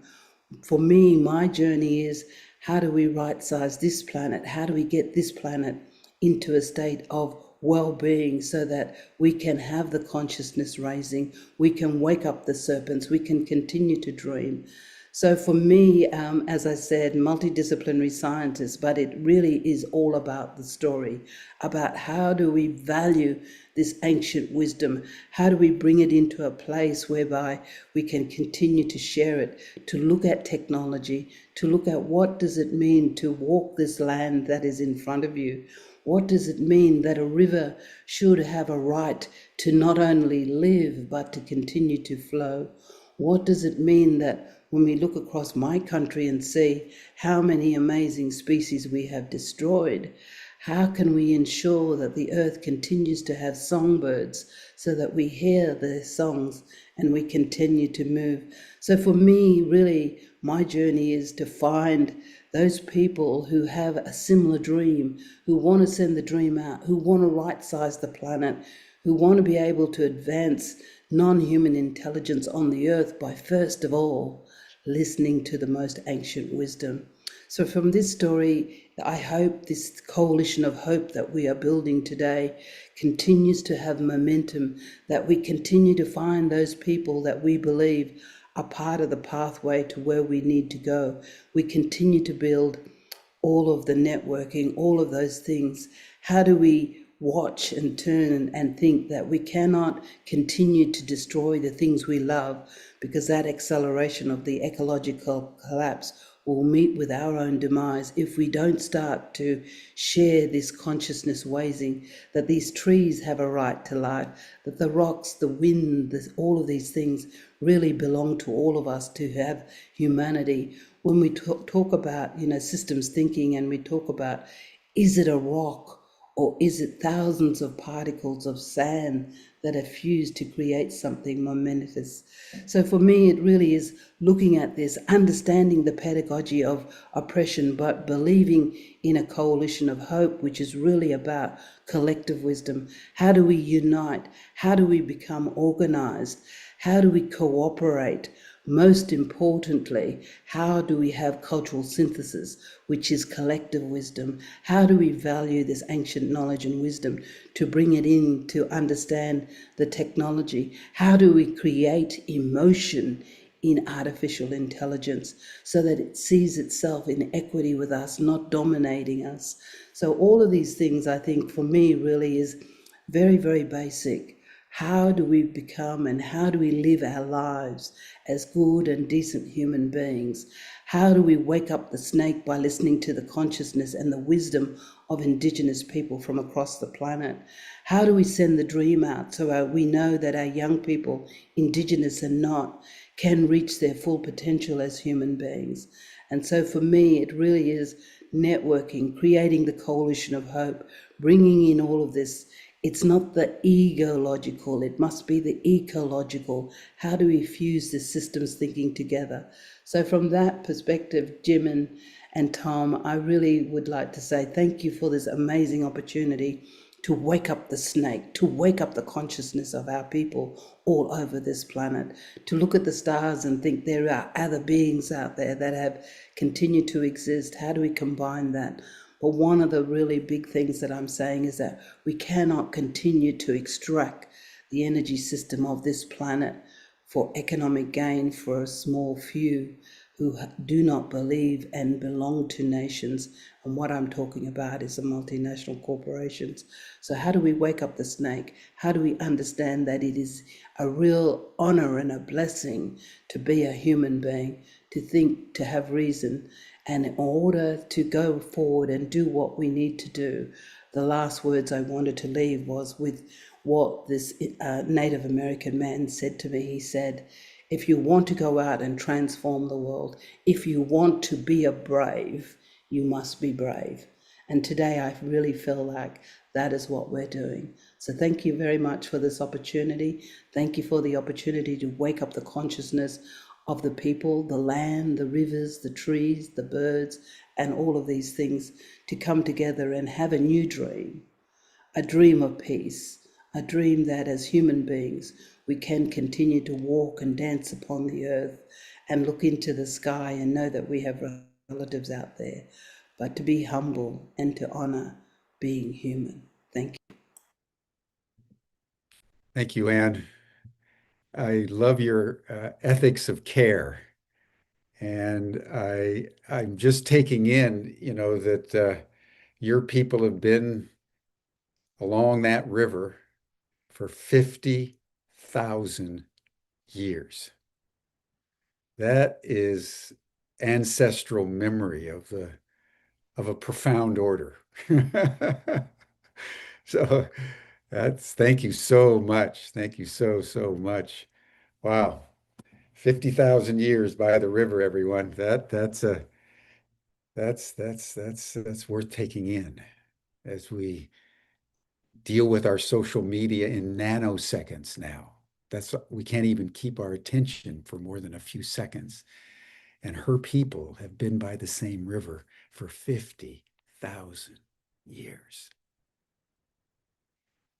Just think of what we could learn from them. I'd like to now bring in Patrick McCollum. who has also a very profound perspective from the indigenous mind. He's been going all over the country relentlessly for his new documentary film, The Man Who Saved the World. And we are catching him back in California, recuperating a little bit. So, Patrick, thank you so much for taking the time to join us today. Just from your perspective, how would you comment on what Anne and Pippa have shared about how they're viewing the world, given your own very deep work bringing Indigenous people together for this moment? Yeah, well, first of all, I loved everything that was said, and it all touches me, and it also is it reifies or shows to be true what I've been thinking about the state of the world and how we got here. What I'd like to do is take a couple of minutes and share a couple of stories and how those stories through my life have brought me to where I am now and how the state of the world has moved from when I was born in 1950 to where we are now. So, as a young man, I'm just going along like most young kids, not doing much. And when I was 7 years old, I went to a dinner one night and there was a man there that I ate dinner with. And he asked me what I wanted to do when I grew up. And I told him that I wanted to go to outer space. But then I told him, of course, that's not possible. So this was before we ever went to outer space. And he said, well, how do you know it's not possible? And I said, all my friends at school laugh at me and tell me that's just a dream. It's not possible to go to outer space. Well, the man reached in his pocket and he took out a little piece of paper and he handed it to me. And he said, Patrick, this is a little gift for you. This people laughed at me and told me that the way I thought the world might be or what's possible also was stupid and just a dream. But these are tickets to my dream, and I'd love you to come see it, and it might change your perspective. That man was Walt Disney, and he handed me tickets to the second anniversary of Disneyland, and I went there as his personal guest. So at 7 years old, I saw somebody who built a world that was different than we all imagined. And he told me at the time that our dreams are the possibility of the future, and that the story that we choose to live in creates the world that we end up living in. Over years, as I've gone along, I realized at some point from just where I started in a perspective that we all right now live in a false story, a fundamental false story that is the foundation of many of the problems that we have in humanity. And that story is that millions of years ago, human beings were little tiny groups, and each little group grew up in their own little small group of 20 or 25 people, and they thought they were the only people on the earth. And they came to have certain beliefs, and they came to have certain ways of trying to survive. But no matter which little group they were, it was really tough to survive because trying to get food, trying to protect yourself against, animals that want to kill you, trying to protect yourself against weather, trying to learn how to make fire, all those things that were huge struggles for them. So their story came to be that surviving requires our little group to stick together, and anything that disrupts that is a danger and ultimately can end up destroying everything and everyone. Then a little small group of another tribe comes along and they see those people and they go, wow, there's somebody else coming on, and there is not enough resources for us. So those other people, if they come and we let them get together with us, we're all going to die because there's not enough resources. So that was millions of years ago, and scientists say there was maybe 100,000 people on the entire planet. Fast forward till present times, millions of years later, there are 8 billion people on the planet instead of 100,000. And we still haven't run out of resources. We have some tough stuff, but we haven't run out, which means that that story that we have been sharing for millions of years, that it's us versus them, and that when we share with them, we all can die and lose everything, is a story that's totally not true. And yet, even today, we teach our own children that story. That's why they're fighting between Russia and Ukraine. That's why Israel and Palestine are fighting. That's why all the wars that are taking place in the world. There's enough, but everybody's taught there isn't. And so certain people have taken everything they can get their hands on and hoarding it. So there's not enough to share with other people. But it isn't true that there isn't enough. So having learned that story and kind of trying to, work forward to figure out what do we do with our world with everybody thinking that way, the first thing that I would say is we need to change the story that we live in. And the previous people who spoke all talked about that we needed to create a new story for humanity, one where there is not us versus them, there's only us, and also that there's enough. And if there isn't enough, our ingenuity as human beings have found ways of creating enough. We literally now can make a steak out of a rock.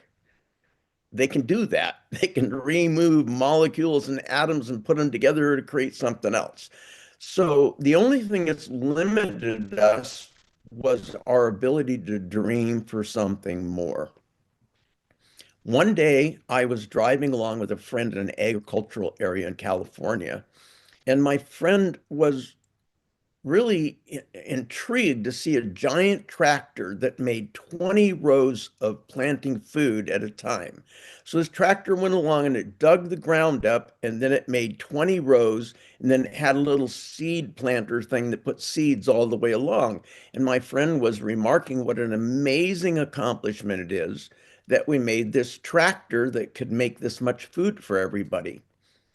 I thought about it for a few minutes and I realized that thousands of years ago, people, when they first started agriculture, took a pointed stick, made a little hole in the ground one at a time, dropped one seed at a time, dropped another seed at a time, another seed at a time.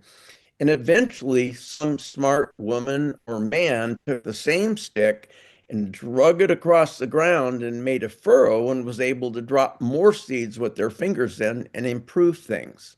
But what I came to realize is that the people who were putting the stick holes in the ground with individual seeds in the beginning had everything that we have today, where we made the tractor and created everything. Everything necessary to make the tractor was present when we were poking holes in the ground. But the people at the time didn't dream about a tractor. They dreamed about a pointed stick that could do more. So as we move forward in the world, dreaming is incredibly important for us because we can only have the world that we dream of. And if we dream of a stick, that's the world we're going to have. But I'd like to have a world where we dream of tractors or something bigger. And when we do, as I can't remember who the first person who was speaking, I think was Pippa, said, that literally we are now creating new things that didn't exist before because we imagined more. When we're talking about the four intelligences, one of the things that no one said, but I think is really important to bring up, because I've really been thinking about the four intelligences. All four of them are seeking to connect. They're all wanting to connect, both with one another and with us. And as human beings, we're sort of like the synapses between them that can connect them and bring them together. So I think we need to start incorporating all these intelligences and realizing they're truly present.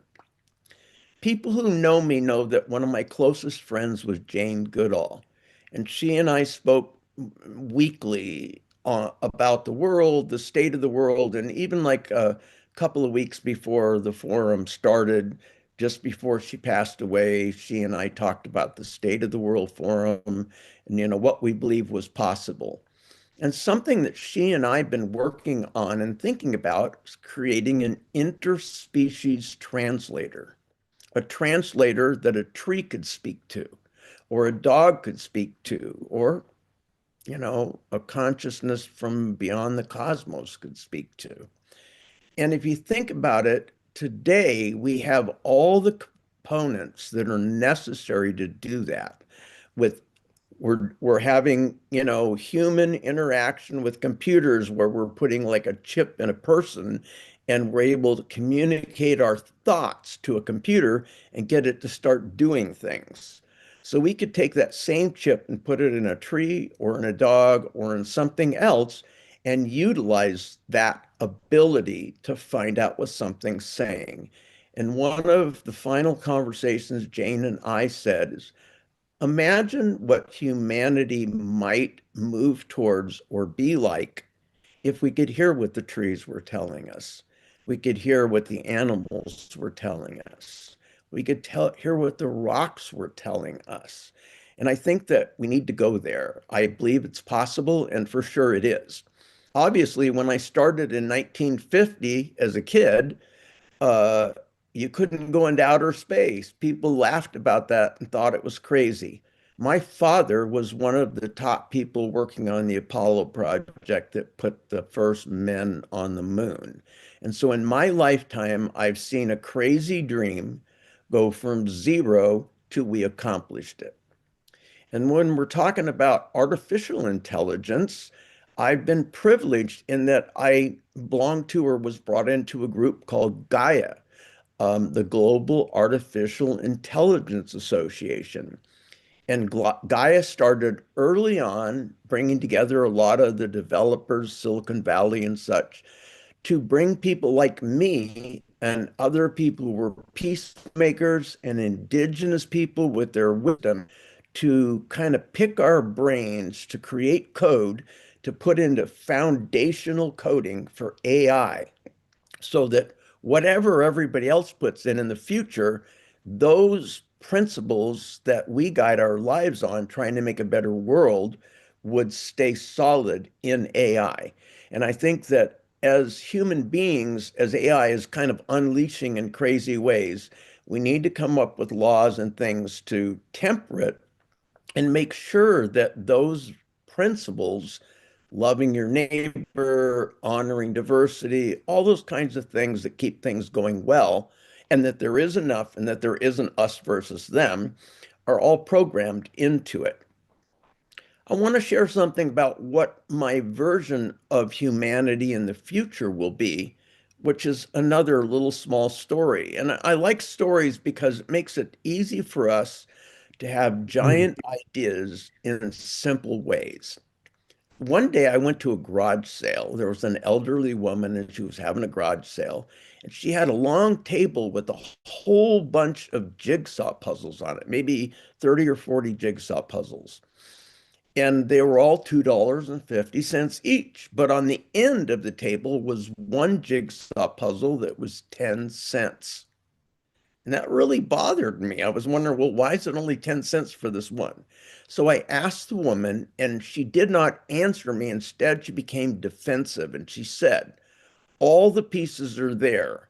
I counted them. There's 500 pieces, and no pieces are missing. Every piece is there. There's 500 pieces. I said, well, why is it 10 cents then? And she said, because the lid's missing, and nobody knows what the picture is.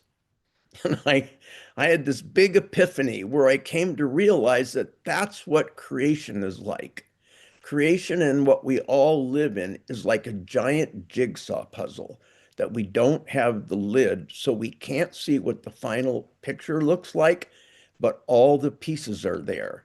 And each and every piece is fundamentally equally valuable. You can't take a piece that doesn't fit in the hole and put it in the hole. I've tried that. We've all probably tried to smash some puzzle piece in a jigsaw puzzle where it didn't really fit. But it made me realize that each and every one of us as human beings are like those puzzle pieces. We all carry something sacred that is attached to creation itself, and no one else has that sacred thing, only us. And in order to have a world that works right, we need to be able to honor the sacredness of each piece of the puzzle. In other words, honor each and every one of us.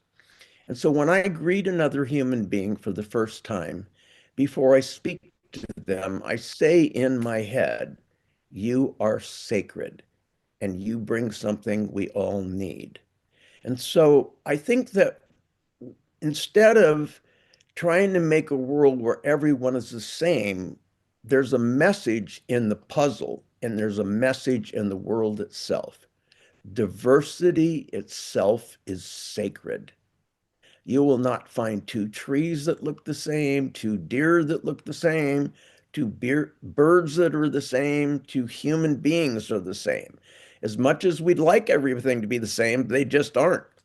So ultimately, I think that the state of the world right now is in a turmoil. There's been a lot of fighting and challenging and us versus them.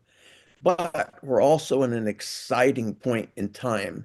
And the indigenous peoples have said in their prophecies for thousands of years that this time would come.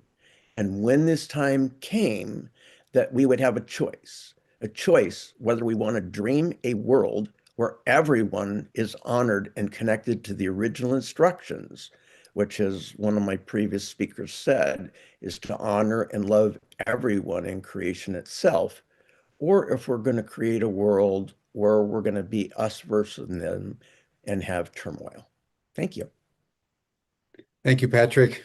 Thank you so, so much. It's a deep insight that we all are our own little puzzle piece. And even if we don't have the cover to tell us where we fit, that's the challenge of our life, is to discern that and come into harmony with the larger whole. So thank you so, so much for all you've done toward that end. And now, everyone, for our last presenter, as we begin our State of the World Forum, we want to bring in one of the Gen Zs, somebody who represents the emerging generation, Sulafa Victoria Grijalva. And I mentioned before, she's from Ecuador and spends her time between New York and Ecuador. And Sulafa, having heard from these elders and from the grandmothers as a young woman, uh, uh, just beginning your adulthood, how do you and your generation view all this? And I ask this because just in the news today in Bulgaria, there have been Gen Zs on the streets challenging the governments. And one of the things that have been captured in the news over the last year and a half, 18 months, 2 years, is the insurgency of the Gen Zs in protests, literally in countries around the world. So speak to us from that vantage point of not the elders, but from the youth. How do you view the state of the world? Thank you, Jim. Well, thank you all for being here and for being willing to feel and not just think and analyze, but to really feel what these questions mean. I think it's important for all of us to have this disposition to feel because I think we all agree that we can't continue to understand the world with laws and policies, but we actually need to involve the heart and also understand the world through the memory of our bodies and our lands wherever we are from. When I look at the state of the world, I see a planet that is speaking. And in some ways, the way that I've visualized this for myself is that a world healing its throat chakra. Bear with me. But essentially, I see that young people are at the forefront of that voice. Before I get into that, I want to say a small introduction of where my perspective is coming from and some context. as Jim mentioned, I am a young lawyer supporting social movements in New York City, but also Indigenous and farmer movements in Ecuador. And beyond the law, I am an EFT tapping practitioner. So that means that I explore how the energies of love and compassion can dissolve trauma in our bodies. So for me, I see a lot of things connected, in part because I definitely think they are. Before law school, I took a gap year where I decided to really delve into love and the ideas of love. Not the romanticized type that we see online or in music lyrics or anything like that, but I was really trying to understand something deeper, which is why, and this comes from a perspective of an environmentalist. I've always loved and felt close to nature just by the fact of being born and raised in Ecuador. So I wanted to understand why, as human beings, we have learned to exploit land as a practice, and how or why we've learned to exploit each other and ultimately exploit ourselves from within. I wanted to understand how consumerism and productivism, especially in the global north, so-called, have severed us from nature, from the present moment, and from meaningful connection with one another. And as I studied various authors and contemplated within, the realization to me became clear, and it was that our relationship with Mother Nature has been an abusive one. Raj Patel and Jason Moore describe how colonization reframed the earth as property, something to be owned, extracted, and drained. And it immediately clicked to me that relationships structured around ownership, extraction, depletion are inherently abusive. And it was a reckoning with the fact that that is how we relate to our land. And it's harmful for every life involved. Bell Hooks has been inspiring to me, teaching us that love and abuse can't coexist. And so the question to me became unavoidable. If we can't define love in our most intimate human relationships, how could we ever practice that with land and our environments, including urban ones? A culture that normalizes domination in the home will normalize domination in the market. Domination in the market becomes domination in the state, and domination in the state becomes domination of the soil as representative of our environments.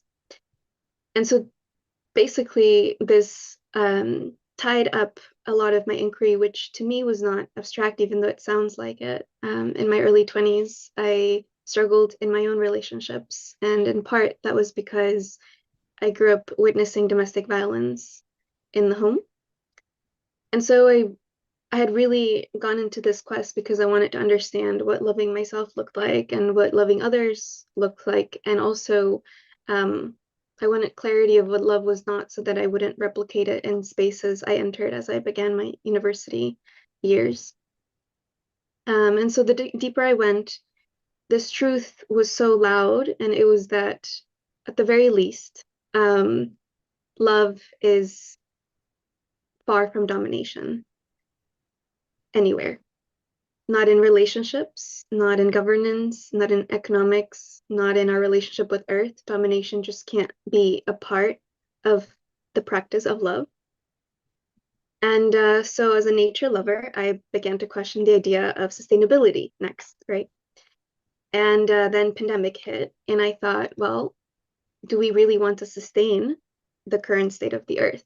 I think that was the first time that I questioned myself, the state of the world. And I think that after COVID, we saw that there are very particular groups of people, segments of society that crises sacrifices first. At the time, I was involved in mutual aid campaigns, supporting neighbors around me. New York was the epicenter of a lot of difficult grieving during that time. And what I saw was that the ones who carried the weight were elders, children, low-income Black and Brown communities, immigrants, tenants. Indigenous nations already living through centuries of pandemics, land theft, displacement, erasure, and that it would be completely crazy for us to sustain these ideas of normalcy. I didn't think that what was the world before pandemic was a world that worked. I think it works for a very few, but it didn't seem like it worked for most. And so what I saw was something in conflict, deeply, deeply out of alignment. And I thought, well, maybe the question is not sustaining that. I think that COVID really revealed the inequalities that have been there for a while. And instead, I thought maybe it's not about sustaining it, but maybe it's about regenerating and then sustaining that. And so recently, many people have begun looking to Gen Z as the generation that names what isn't working, the normalcy that no longer works, right? And I think that's true. I think this is the generation that names that the normal is not working and it was maybe never working for most. And we're seeing it across the world, you know, all the cries around Palestinian liberation, most of them led by young people, the cries against corruption and neoliberal ultra-right movements, Bangladesh, Nepal, Indonesia, the Philippines, in Morocco, Peru, Ecuador, Argentina, in Italy, Cameroon, Malaga, East Timor, and just this week, as Jim said, Bulgaria. Many of these uprisings are responses to the same patterns, at least in my perspective and my colleagues. State violence, nepotism, political clientelism. All is happening in different geographies, but ultimately these are the same rotten structures. With that said, I also want to be clear that I don't see this being new or unique to Gen Z. Young people have always led movements for justice, and history confirms this. Just 10 days ago, on December 4th, we commemorated the assassination of Fred Hampton, the chairman of the Illinois chapter of the Black Panthers Party. He was murdered by his government 56 years ago. And something that often gets missed is that he was only 21 years old. Hampton was a leader rooted in solidarity and care. He understood that liberation is built through collective survival rather than individual power. Even at such a young age, he organized across racial and class lines. He built multiracial coalitions, noble things like free breakfast programs, community health clinics, and spaces for political education. He and the peers that he surrounded himself with treated care itself as a revolutionary act, and one that was so threatening that the state had to assassinate. What feels different now, I think, about the Gen Z mass mobilization is not youth resistance. I think us youth have, as far as we get the resources to, have learned right from wrong, and we advocate for it. I think the difference now, though, is the scale and that it's happening simultaneously.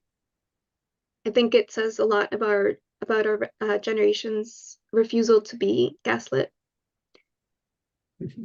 I think about something recent also that happened this month with the Epstein files. The dominant narrative there frames someone as a lone villain, an anomaly. But what keeps surfacing again and again in different analyses that we're exposed to is that this was not an isolated figure. And luckily we have the information at our fingertips to really ground ourselves in that. As Anand Girindara says, this is not about one man, and I think Gen Z sees that clearly. It's about systems that shield elites, systems that silence survivors, launder violence through institutions who we, as young people, are told we should trust. As I see it, this was not a node, or rather this was a node. This was not a lone case. It was a node in a much larger network of corruption, political protection, financial power, and sexual violence. And again, I think the difference here is that Gen Z sees this clearly and is willing to speak up on it. We're not only rejecting individual perpetrators, in a sense, we're rejecting structures that allow abuse to persist without any sort of consequence. So the protests that we see, they respond to similar violence. As I mentioned, state violence and corruption mainly. And even though they're happening across geographies, I see them as not reactionary, but actually very diagnostic. It names corruption not as a scandal, but as something showing a root cause. So this is why I say that the world is in some ways healing its throat chakra. For a long time, greed, the energy of greed, has governed our modern world system, which has been rooted in Eurocentric settler colonial projects that spread across the globe. Greed grew in direct opposition to love, solidarity, and reciprocity, as I see it. It extracted, it violated, it dominated, and abused both people and the land. Francis Bacon articulated this worldview plainly in 19th century when speaking about science and nature in the Americas. He described nature as something to be hunted, penetrated, driven into submission. And this language is by no means accidentally violent. It's part of the project that has taken root since the beginning of our state of the world. And this is the language that is used to justify domination over bodies, especially womb-bearing and feminine identifying bodies. I don't see that this logic ever disappeared. I actually see that, as my colleagues also see, that it institutionalized itself in the systems that, again, we are told we should trust. Greed inherent to the settler colonialism project and the systems of white supremacy that it produced has continued to generate trauma that our bodies carry and that our lands carry. And this is also something that Gen Z makes very clear. When truth is suppressed for a long time, it does not vanish, it only accumulates. And when it finally emerges, it does so loudly. Every time we speak the truth, even when it costs our comfort or belonging, we bring oxygen back to a suffocated world. We become breath and we become vibration. And little by little, I believe that that is how the world right now is clearing its throat chakra. So if the world has been blocked by corruption, by violence, by silence, by fear, then I see these movements not as chaos. They are actually circulation returning. And so I see the state of the world now as restoring a society's capacity to hear truth, to respond to harm, to transform feedback into true structural change. I don't think that a healed world is a quiet world. And I think this is why young people keep going, even when we are dismissed, criminalized, or labeled extremists or radicals. We're advocating for basic things like safe housing, healthy food, and dignity for all. Even when the media and our governments call us radicals or terrorists for defending land, opposing genocide, protecting Indigenous life, demanding economic justice, and insisting on collective care, we carry on despite loneliness, despite repression, despite organized money and organized power. Because we are discovering something old and dangerous, which is that organized people are more powerful than organized wealth. And that, I think, more than anything, is why the world is speaking right now and why we're seeing all the outbursts of protests. I am still learning how to see the world fully and how to hold a true cosmovision, and it's been wonderful to be able to hear everybody that has spoken today, and I'm excited to hear more of the wisdom in the next coming days. But for now, what I wanted to share that I have clarity on is that human beings have always been shaped by two forces, fear and love. Fear limits, love liberates. Fear hoards, love shares. Fear dominates, and love regenerates. And right now, we're living inside the dictionary definition of a dystopia. And this is why sustainability to my generation does not feel like enough. Because we can't sustain a system, rather we're not willing to sustain a system that is structurally violent, extractive, and collapsing under its own contradictions. This is why Gen Z and those from older generations who never abandoned solidarity movements and who actually have taught us and mentored us are searching relentlessly for alternatives. Not reforms, not patches, but really true alternatives. New ways of relating to one another, new ways of relating to land, new ways of relating to money, and what we understand as property, both in the legal and the cultural sense. Because we can't keep building solutions atop an architecture designed around injustice, which is very clear to our generation. An architecture rooted in colonial property regimes, market logics that have not only shaped our economies, but our morals, our cultures, and our sense of what is possible. I think property as we currently understand it is a threshold issue. It stands between us and a genuinely ecocentric paradigm, one that recognizes life as relational, independent, and alive. Land becomes the central site of struggle because this is where everything converges. Indigenous rights, the rights of nature, the colonial logic that underpins Western development, extraction, and notions of progress and abundance. And this brings us back to the paradox that defines our time, that the more we have owned, the more we have dominated, it hasn't necessarily led to more belonging. And that's why a lot of us in our generation feel lonely. Ownership hasn't given us a sense of security. It hasn't given us fulfillment. It's actually made us anxious, isolated, and you've seen that maybe as disconnected from other generations. What we're facing is not only an ecological crisis, I think it is a relational crisis, and we need a new ethic for how we can relate to land and how we can relate to another. I really resonated with the ethics of care shared by Anne. And so this is the conclusion that now shapes everything I do, and I think in some ways it shapes my colleagues, that we don't need sustainability, that we can't sustain what we have in front of us, that the current state of the world needs regeneration of our soils, of our rivers, especially of our leadership, of our belonging, of trust, and in my view, also a regeneration of our capacity to love. I don't think that the future is extractive. I think the future is cooperative.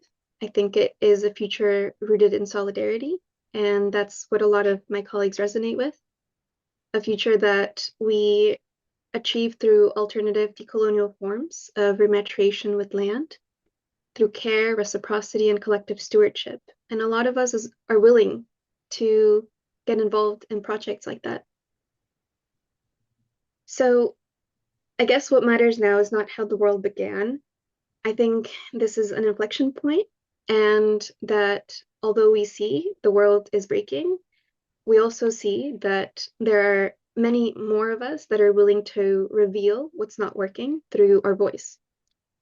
I think that the key here is that these protests, these uprisings, these voices rising around the world, they are the symptom, but not the disease.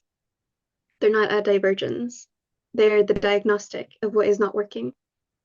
And I think that healing the throat chakra means that eventually we must listen to these messages beneath the noise, and that will lead us to addressing the root causes. I think also that the questions we need to ask ourselves have to go back to to go back to choice. Will we regenerate or will we repeat? Will we choose love or will we continue to choose dominance? Will we decolonize or will we perpetuate colonial and market logics into our very own collapse? I don't think at this point the world is asking for neutrality. I think, if anything, the Gen Z protests show us that there are many of us that are willing to take a very firm position for what we feel is just. And so solutions rooted in profit, extraction, and domination will not suffice, and we will keep speaking up. It's a time that's asking us for courage, And I think that courage can also be fun. It's a courage to reimagine, to dream beyond the limits of what we've been told is possible. And it's asking for boundless vision. So I just want to leave with the question of what truly matters. And it is, what world will you choose to bring into being starting now? Will you love it enough to regenerate it? Or will you shy away and perpetuate?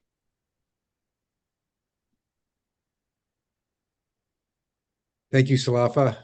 Thank you very much for your fierce love today and your extraordinary clarity in what your generation demands of us. So bravo for all that you're doing in the world. I really thank you for that. Especially as an old guy from the 60s who was on the barricades. I remember Fred Hampton. I worked with the Black Panthers. And I remember hearing the news that he had been shot. So thank you for bringing that in. I'd kind of forgotten. There's so many people that have been sacrificed along the way. So thank you for bringing Fred's courage to our deliberations today. And you and your generation embody the same courage. So thank you. It gives us all hope. And now, ladies and gentlemen, I would like to introduce for his comment on all this, Robert Arnold. Each year during the State of the World Forum, we had a poet laureate. We had David White and one of the members of the Moody Blues and various people that spoke to us. I've got to call the airline. Robert is going to change my flight if I can. Otherwise, I'm going to miss the end. Maybe you could mute whoever that is, Georg. Robert's going to be sharing his poetry several more times during our deliberations because the poet oftentimes carries more power than those of us who use prose. So Robert, please provide a final comment.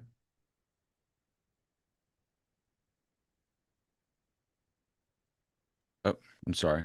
Thank you very much. My name is Robert. I am a writer. I'm going to start out with a little bit of prose, and then I've got I'll share some poetry for today. This is about our great disconnection. There is a story modern civilization tells itself, and it is a story of ascent. We rose from the soil and learned to stand upright, learned to reason, learned to dominate our environment, and in doing so became fully human. The past is cast as primitive and the future is framed as escape. Nature is something we've survived, not something we belong to. This story comforts us and it justifies our excess. It frames destruction as collateral rather than consequence, but it is not true, or at least not complete, and what it leaves out has cost us dearly. For most of human existence, survival depended on intimacy. To live was to know the land, not abstractly, but bodily. Wind patterns mattered, soil mattered, water mattered. Migration followed seasons and not borders. Life was not divided into sacred and secular because everything carried weight. A successful hunt was not only sustenance, it was relationship. Death was not failure, it was transformation. Among the Sands people of southern Africa, the earth was not passive ground beneath your feet, but a living field of memory, and footprints were read as stories. Movement itself was a language shared between human and land. Among the Aboriginal Australians, the dreaming did not describe a distant mythic past, but an ongoing present, and the land itself was alive with ancestral presence, and to walk it carelessly was to wound history itself. These cultures were not naive, they were precise. Their spiritual frameworks were not escapism, they were ecological literacy encoded as meaning. And the break began when surplus appeared. Agriculture allowed storage, storage allowed accumulation, accumulation allowed hierarchy, and hierarchy demanded justification. And that justification produced cosmologies that elevated some above others, humans above animals, men above women, rulers above the ruled, and eventually the civilized above savages. Land then ceased to be our kin and became property. An empire formalized its rupture. Roman roads did not merely connect cities, they carved dominance into the earth. Forests fell not because they were needed, but because conquest demanded visibility and control. Rivers were redirected, mountains were mined, and life was reorganized around extraction rather than reciprocity.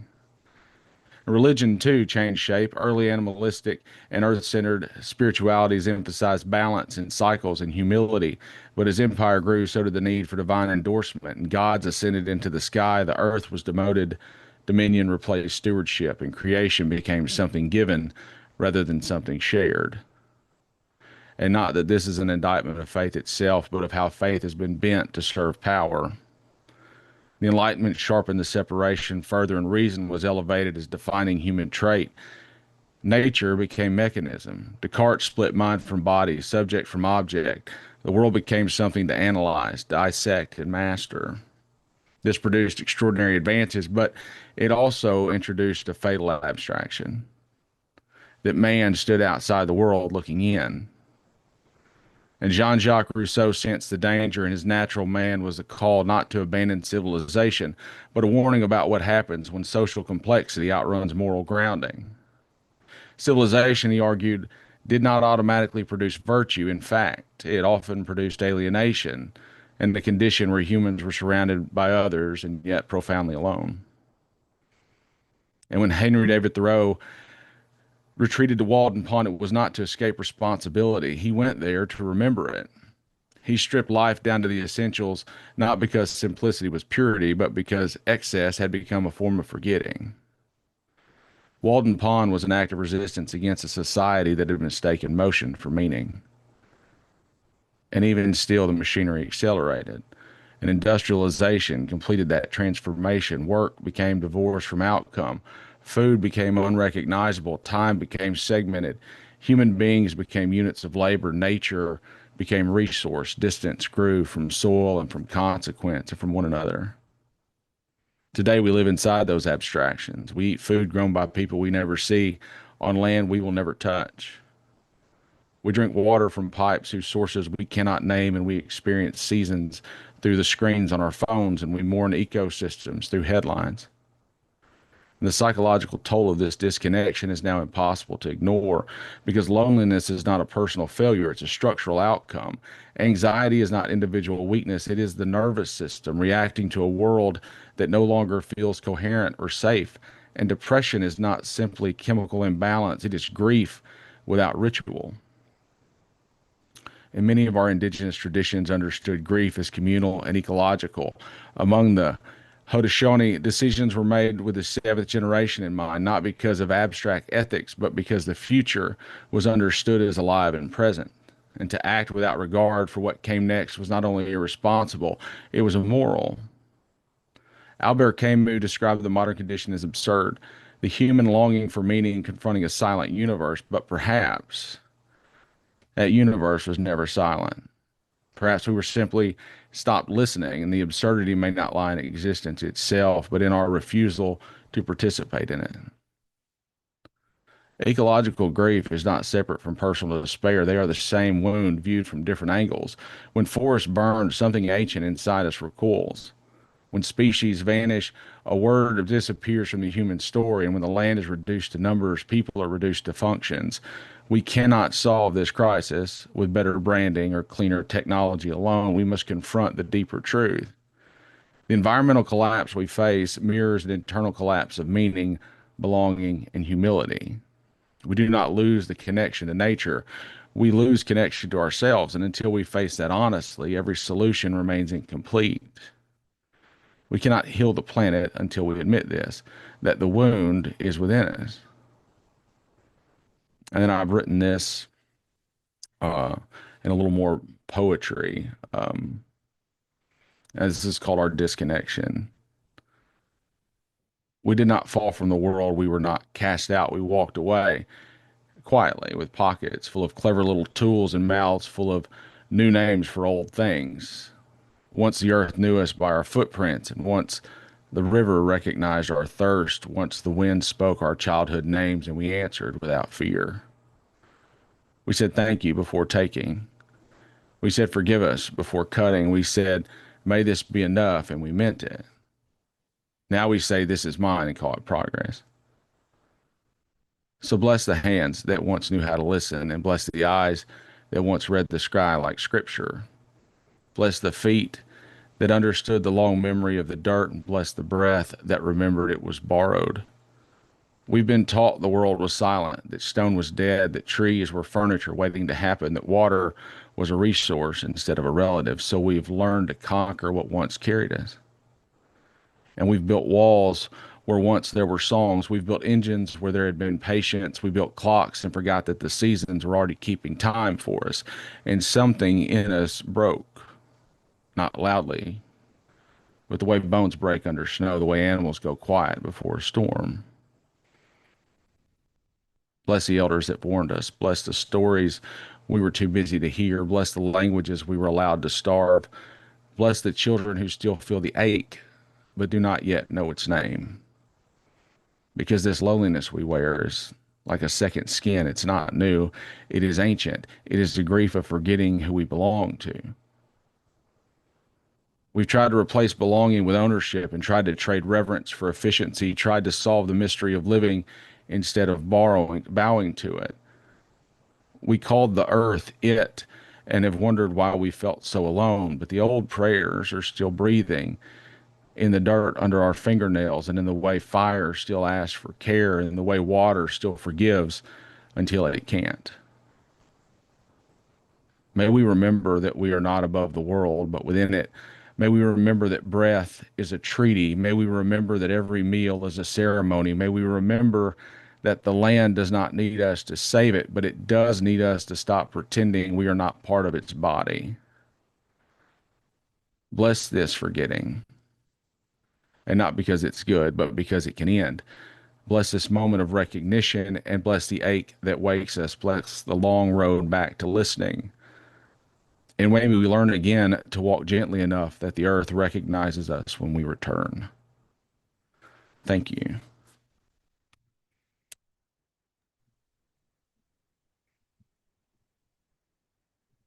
Thank you, Robert. Powerful language, both in terms of your prose and your poetry. We look forward to hearing more. So thank you so much for everything you're doing to illuminate consciousness in our time. I appreciate it. Thank you very much. Like the Gen Zs, your poetry is a revolutionary act. Beautiful, beautiful, beautiful. We're now going to bring our opening session to a close. It's going to be in 3 parts. We're going to begin with a letter that we received today from the Oracle of Tibet on behalf of the Dalai Lama. And I want to thank all of those who participated in bringing this to pass. I want to specifically thank Jackie Miller and Lama Tenzin, who's in India and in Dharamsala as we speak, for everything that they did to enable us to have the blessings of the Oracle, who is, as you all know, a very close advisor to His Holiness himself. Also, as we close, I want to just thank a couple of people that are very important to note. I want to thank Michelle Sant-Sulpice and Mary Stanton. I also want to thank Harriet Crosby. Their generosity made it possible for this forum to take place and for us over the last year to build the team, the infrastructure, the social media, the website. So Michelle and Mary and Harriet, thanks so much for your support. I also want to thank our team. We have an extraordinary team of individuals who have come together with such harmony and such purpose, and almost devoid of any hostilities or conflicts. It's been pure pleasure, everyone, working with our team to bring the State of the World Forum to pass. So we're going to now turn to the Oracle of Tibet, and then when the letter from the Oracle is done, Fred Johnson, who's a Sufi master and mystic, as part of the International Order of Sufis, will just bring vocalization to our proceedings today. And then when Fred completes his singing, we'll hear from Auntie Puna from Hawaii, who will give us our final blessing. And then we'll see you all tomorrow at 11 a.m. Eastern Standard Time for our first of two plenaries for tomorrow. And then we will go from there. But thank you, everyone, for joining us. And now Tom Eddington is going to read the letter from the Oracle, followed by Fred and then Auntie Puna. Should better serve you. So please listen. Yeah, thank you, Jim. So as Jim indicated, we were blessed to receive this letter this morning from the Oracle. He writes, "Dear esteemed friends and participants from more than various parts of the world gathered for the State of the World Forum. I wish to express my profound appreciation for the exceptional vision and unwavering dedication. At this critical juncture in human history, the message conveyed by the formless protectors is both clear and urgent. All sentient beings, human and animal alike, the living earth itself, and the emerging intelligences are now arising among us, call out for our care, responsibility, and protection. Compassion can no longer remain a noble aspiration alone. It must be recognized as the essential force capable of healing the harm we've caused and of safeguarding the future we are collectively shaping. In this context, I'm reminded of the timeless guidance of His Holiness the Dalai Lama, who has consistently emphasized the oneness of humanity as the true foundation of world peace. His Holiness has said, we must recognize that all human beings are the same. We all want happiness and do not want suffering. Differences of nationality, faith, or culture are secondary. The oneness of humanity is the foundation of genuine peace.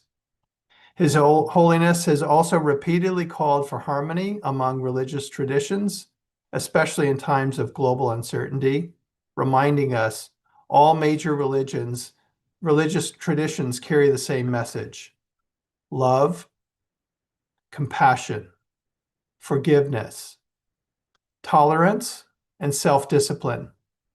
The purpose of religion is not to create division, but to help develop these good human qualities. When religions respect one another, the world becomes more peaceful. May these noble teachings inspire the Forum to rise above division and fear and to work together in mutual respect and understanding, recognizing that our shared humanity is far greater than any difference or belief or tradition. May this forum serve as a space for deep listening, principled action, and boundless kindness. Regardless of our individual paths or places, may we remember that when love is chosen over indifference and wisdom over fear, the protectors rejoice and the world moves closer toward harmony and light. I hold each of you in my prayers and heartfelt aspirations. Let us proceed together as one human family, committed to caring for all who breathe, all who feel, and all who hold hope for the future, with profound respect, love, and compassion for all beings.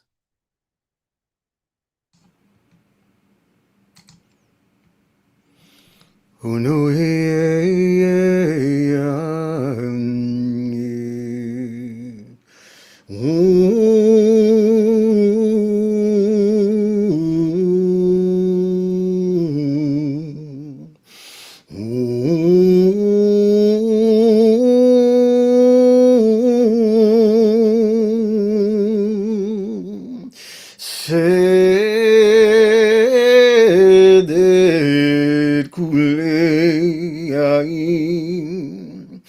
sedet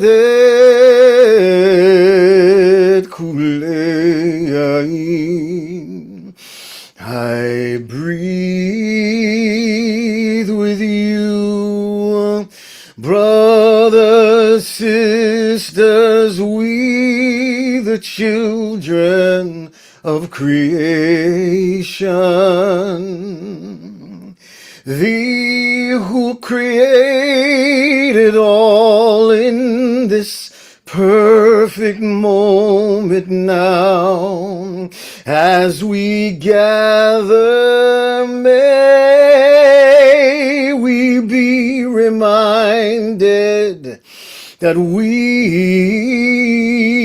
in every breath are connected to thee, to all of creation. In this perfect moment now, may we begin this journey of oneness, embracing all our relatives, all creation's relatives, breathing and knowing that this breath that we share, every breath a gift from Creator. Mother, forgive us for stumbling and forgetting that we in every breath are blessed by you. May we, as we gather now, breathe in and embrace the wisdom of the grandmothers, the wisdom of the elders, the wisdom in this contemporary place now, knowing that we can't know where we're going if we forget who we are and where we've been. May we, joined in this breath of being, from this moment forward, be committed to be and mirror into the world that which is for the greater good of all. With every breath, in every moment, from this moment now,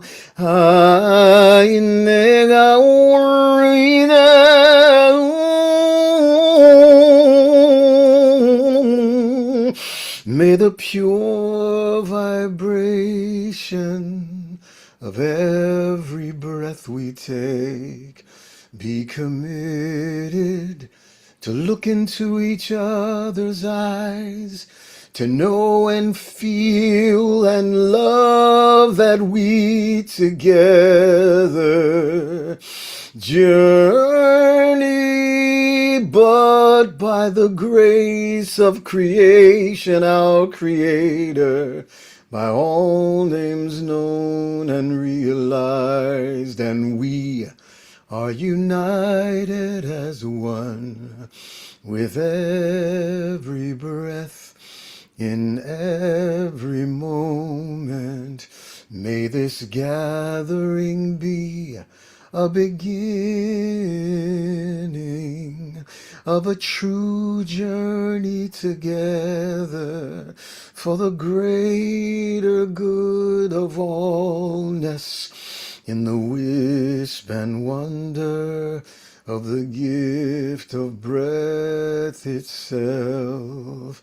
So may we be as one all throughout the earth in this perfect moment. Now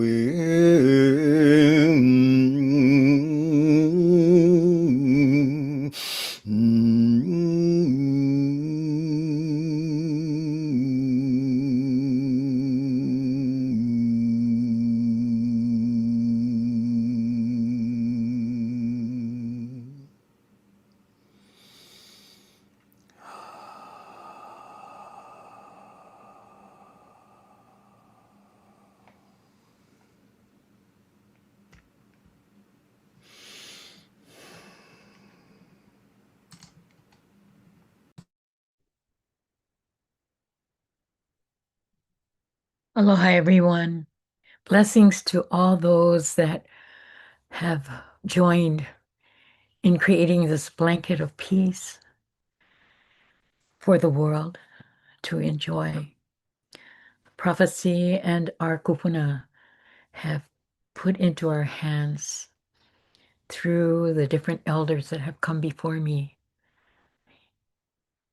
a direction in the spirit of aloha. Aloha that is for you and I, akahai to be kind, lokahi to be a family, olu olu to be able to hear and understand diversity, ha'a ha'a to be humble, to understand that we do not have all the answers, that the answers are like that puzzle that was spoken about earlier, that we all have a piece. And the very last part that identifies us as individuals is ahonui, which is patience, to be able to care for the things that are so very important in the life that we lead as individuals. Our kupuna and Tipilahi Paki brought another aloha in her translation. And it says, Alamai kalahui, let us be one world. Alamai kalahui, laula I kaulana. Let us look at all that has happened. What is the legacy that we leave for all those that come after us? When we say that alamai kalahui, laula I kaulana, o mai kalehulehu, o mai kalehulehu, understand who we are, know why, and more important, where we're going. Like our kupuna, they set things up 7 generations in the past so that we would find it and be able to have a path going forward. O mai kalehulehu, look at the history that was given to us. Ha'aheo e na Hawaii, ha'aheo be the ha, which we all share. The why, the birth waters that we come from our mothers, and the iona lani, that universal good. So when we speak about Hawaii, the breath and the waters of man who is kind, this is being Hawaiian. It is not the islands. It does not belong to the islands. It is the world in this ocean of time that we live. So I offer to you, please take this moment to breathe into your hands the breath, lift it up, share it with the world. In one breath, we are one aloha. Alamai kalahui laulai kaulana, O mai kalehu ha'aheo e nā Hawaii. Ano ai no me ke aloha. With love, we are the people of the heart. Aloha. Ahuiho.